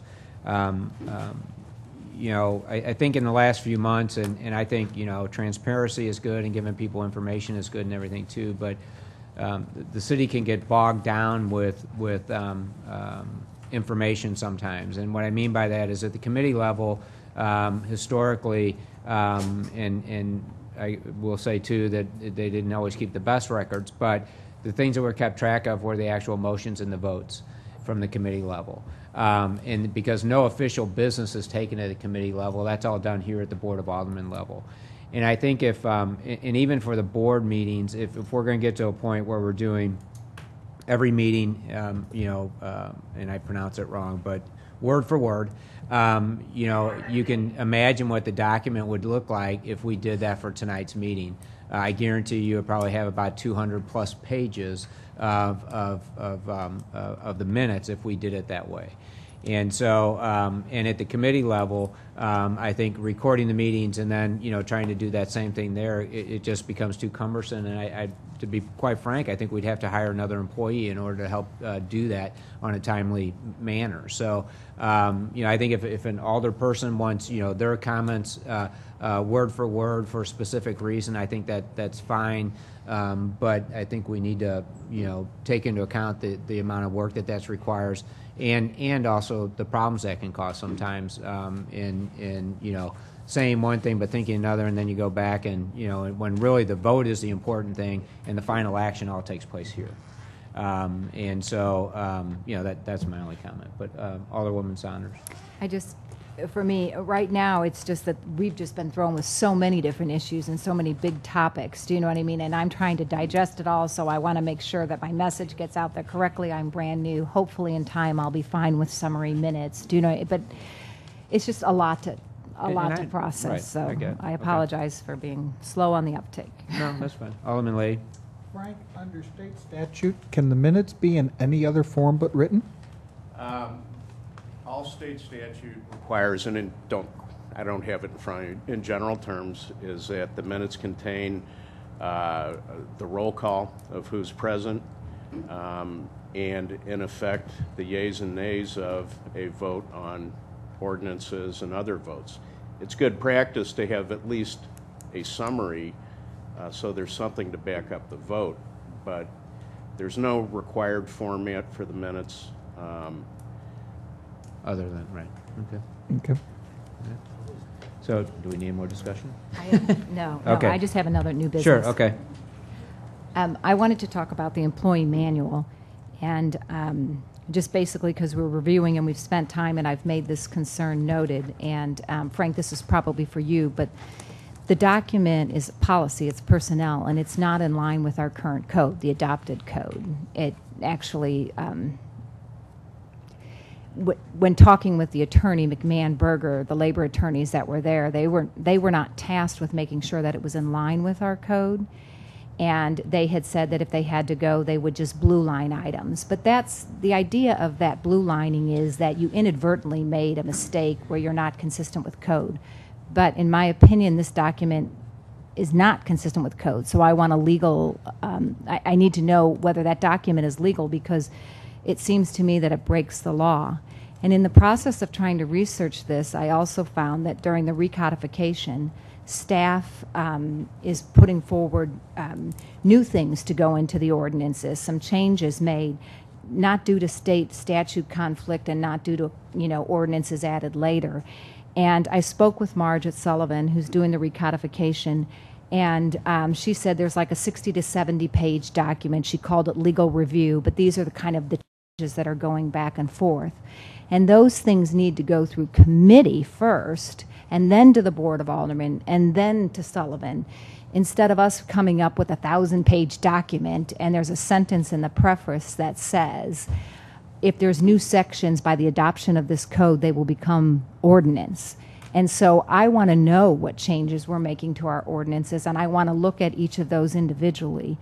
So this process, to me, is not transparent, and like I said, the changes to the code, the new things being brought forward, they need to go to committee meetings, whichever ones they fall under, and then those need to come to the board, and those would go on to Sullivan. Not want to continue reviewing this manual if it's not a legal document, because it violates our code as written, as adopted. Well, okay. None of these documents, which Right, but what? the but the intent is right now. the changes in the employee manual, in order to be adopted. If something's in the code, but maybe it's not being done that way any longer, or whatever, as she's working through the code using it on a daily basis, she notices that there's this conflict. So they go in and try to make those changes and make sure that the codes, again, don't have those conflicts, and make any changes they need to make with the city ordinances. And they do that with all the department staff. And again, the elected officials wouldn't have the time to sit down and go through those changes, and we wouldn't know the changes that need to be made, because we're not to spell differently and those kinds of things. Or he goes, you'd be surprised how many times you find a whole sentence left out of what was the original ordinance, but when it got to the code book, it wasn't in there. And so they try to find all those mistakes in spelling and grammar and all those kinds of things. Now is they'll go through and document every one of the changes that they've made. And then straightforward, there aren't any many changes. Cities don't even want to meet. They just go ahead and adopt it and approve it. He goes, other times it takes 3 months to go through it with the elected officials. He goes, but this is the process they use, because he has never had it where it went to the elected officials or committees first, because they don't use it the same way the staff does. And again, nothing is approved, and even their recommendations are going to show you what it was before and what the recommended change is. And until the board discusses that and finalizes it and votes on it, it's not a law. So we're not changing the laws before, without reviewing it. It's just that this is the process you have to go through to do it. There's a lot to it, and because we haven't done it in a long time, it takes that process. So, Alderman Saunders. Well, and thank you for that clarification. I spoke with Marge at Sullivan, and she seemed to indicate a little bit differently, so maybe that's where but she did say there were new changes definitely being put forward, building official, different other things by staff, and she thought that we would be in the process as these drafts were going. Like, she's like, you haven't seen any of the drafts? And I said, no. She seemed surprised, but maybe I misinterpreted that. But once again, that we have to do that piece first before the employee manual, correct, though? Because that has to be in place. I think, again, keep in mind, if we decide we want to do it that way, that would be fine. But keep in mind that both of these are living documents. Our code book changes almost every meeting. to a certain No, I extent. know. And so, and same way with the personnel manual, it could be adopted, or once we get the review done, and if we need to make it changes at that time, we can make that ordinance that needs to be changed or whatever. But you don't. It's the chicken before the egg. Which one do you want to do first, or you want to do both of them and move down the road? Well, one of them's policy and the other one's law. And Right. so, you know what I mean? You can't, the other one, you can move forward some of the ideas, that's fine, but you still have to wait on that until you make sure if the other ideas moved forward in the code. But we can also work on two things at the same time. So if it comes out of the final discussions, again, the review of the personnel manual, it comes up to the full board, and we say, we're going to approve the personnel manual, but in order to do that, we also have to change this code or create this ordinance. We can do those at the same time. There's very few things other than the hierarchy, and so that would have been easy to change after the code had been adopted, just to go in and adapt the manual. I don't understand why. I mean, it's a complicate. I mean, it's very complicated the way you did it. I mean, having them. Because that's where the pushback what do you mean? came. Well, I mean, having the manual come forward and all these changes, and then public safety is different than what it is in our code, and Well, again, I mean, I think that the issue is that within the code that you have brought to attention, it's nothing new. It's something that we've discussed for a number of years to make this change, and it just never had taken place to a certain extent. But is that of all the departments within the city, there was a stipulation or an ordinance made way back when that says that the police chief reports to the public safety committee. All the other departments, that's not spelled out, they all report basically to the city administrator, because the city administrator says chief, I'm sorry, it's getting late, so chief administrative officer of the city, and so runs the day-to-day operations of the city. And so, but then there's a bunch of conflicts with that I think need to be worked out. And I don't really care who, no offense, Steve, who the police chief reports to, but it creates a lot of conflicts, in that, what does that mean that the police chief reports to the public safety committee? Because the public safety committee as an entity doesn't really have the authority to really approve anything without the support of the Board of Aldermen. So you're right back to what the hierarchy is that the police chief or any of the department heads for that matter, the ones that are especially appointed positions, they all report to the Board of Aldermen and the mayor. And so, again, that creates a conflict in itself by separating out that one department head. And so, yeah, these are the things that need to be worked out when we get these reports back and talk about them. But I think that the issue may be is that, when we started this codification, 2 years ago, we're trying to get that done. I'm sure Sullivan would like to be done with it because of the delays we've had. But when Boa was hired as our city administrator, one of the top priorities in the interview process and all the other things we talked about was that we wanted a personnel manual to be developed. And it was one of the directives she was given to the city, and I think she's tried to do that. And and with regard to and I think I'm not sure if you found part of it or whatever, but I never found a complete document. Right. What I alluded to was notes. That's what I threw out. Right. We have digital, electronic versions of that, and I sent that out to the Board of Aldermen last week. If anybody would like a copy, we can print it off for you. We never found a complete document. And again, talking about the personnel manual that might have been thrown away, but again, by the point by the time that had actually even been discovered, was just within probably the last 5 months or after the first of the year, when we were already way down a road of the staff is what put most of these recommendations together, almost all the recommendations within the personnel manual. And I can tell you, in most organizations, in most cities, they wouldn't have gone to that extent. They put personnel manuals together and as an organization, as a hierarchy, and they say, this is what your benefits are going to be, this is what, they don't give anybody a say. And I think staff and BOA's leadership really worked hard to try to put something together that gave a lot of people input. Can we please everybody with the personnel manual? No. But you can ask other cities, and you want to get best practices. I can tell you most of them wouldn't have gone through the exercise that BOA did in trying to put this together. And so, but what's happening is just these two things are coming together at the same time, and now there's this conflict. And again, but if you can step back a little bit, I don't think there is a conflict, because if one needs to be changed, then you change the other one. But we need to get the the recommendation done, to have that discussion here at the Board of Aldermen. So. When will we receive the changes to the code, though? Because, see, we're not having that discussion as far as the hierarchy I believe when you part. spoke to Marge, she gave you a time frame. Yeah, she said 30 days, but I didn't know whether that was... I because don't then, I think it's been on then we have to go back through each piece. Because what I'm saying is... They will bring the entire document back to the board. Actually, Mike Perry has recommended that his best practices, having done this with 300 other municipalities, instead of bringing it to the individual committee, he would like to have a workshop and bring it to the entire board at once.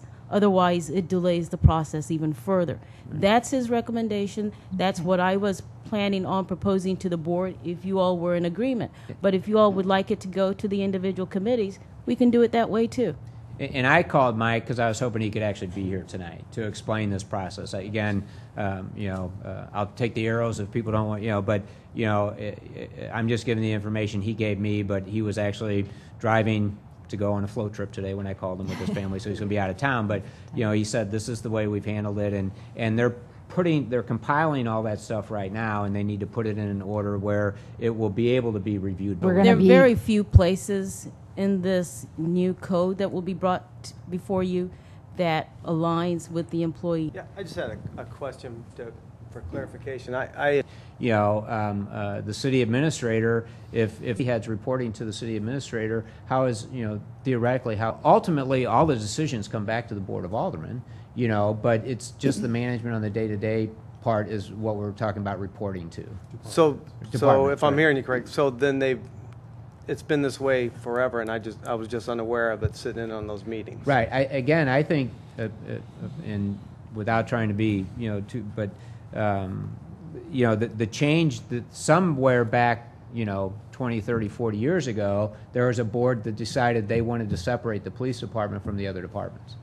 And why they did that, I don't know, but that's the only one that's separated. And again, I think, that's where you create that conflict. So another thing that I think is important to remember, and I know it's getting late, but all of this stuff ties together, is, a lot of these changes are being made in the personnel, especially with respect to discipline and those other things, is the fact that we're a fourth-class city. And years ago, we don't need to get in that discussion tonight because that could go on forever. But, there used to be certain rules for fourth-class cities that used to be held up in the courts that aren't necessarily held up anymore.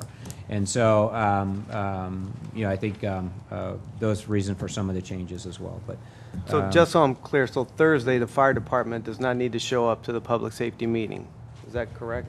That's not what it means. Right. Well, I think I've had the wool pulled over my eyes serving on public safety for all these years, and having very surprising as an alderman to find that out. Well, again, if you look at the code book and look at the Public Safety Committee has legislative oversight and over the Public Safety Committee, or over the fire and the police department. Implementing it is not, but I have that from the MML. But it won't be approved until the board approves it. Okay. Right. Okay. May? Sure. Ward 3 meeting for Ward 3 is Tuesday up here at the council room. All are invited. And the second thing that I'd like to do, and Kevin, make sure I don't go, on August the 7th, a number of things are on the ballot. Get educated, hit the websites, newspapers, but please come participate. Lastly, Your Honor, the National Night Out Against Crime Committee is hosting the National Night Out on Tuesday, August 7th at the Brentwood Swim Club. And the pool is open courtesy of the Brentwood Swim Club. To work with. It's great to have him here in Brentwood. And just to reiterate, just officials from the county, state, and federal government. So it was actually minutes the store to go to. I don't think we find too much there. So anyway. Open it back up for public comment if anybody has any public comment.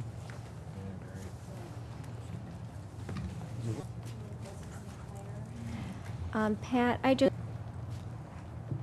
my statements a little bit. The one thing you didn't answer was when we gathered the signatures to request the state to do an audit, on the day that we turned in those signatures, you decided to issue a press release with your letter to the state auditor, Tom Schweik, requesting a state audit. A mayor can't request an audit. It must come from the citizens in the form of a petition. As a resident, I looked at that as a public relations move. Also, shortly after that, in the city bulletin, you wrote that you had requested a state audit. That again was misleading. When Elliot Davis had gotten a public opinion or a legal opinion, and you answered, if so, was it legal? And you said, legal, or is it not legal? All of the information. Documents come through here, redevelopment agreements that come through. Yes, yes, yes. The discussion that we're having over this ice rink is 100 times more discussion than I've ever seen on any of these redevelopment agreements.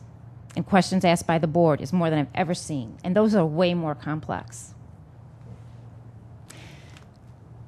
I think that we need to apply that same level of scrutiny and oversight, transparency and accountability that you're going to put forward on this ice rink, hopefully, to everything that comes through Brentwood. It's not supposed to be a fast process. There's a lot of research out there, and I've been reading a lot on that over the last year about how misconduct happens. There are a lot of nice, good people that do bad things, unethical and illegal things. And I'm not going to, it's 10:30. I'm not going to spend time going through all these different things that I've been reading. But one of the reasons that they say that it happens is there's not enough appropriate oversight and governance provided to prevent people.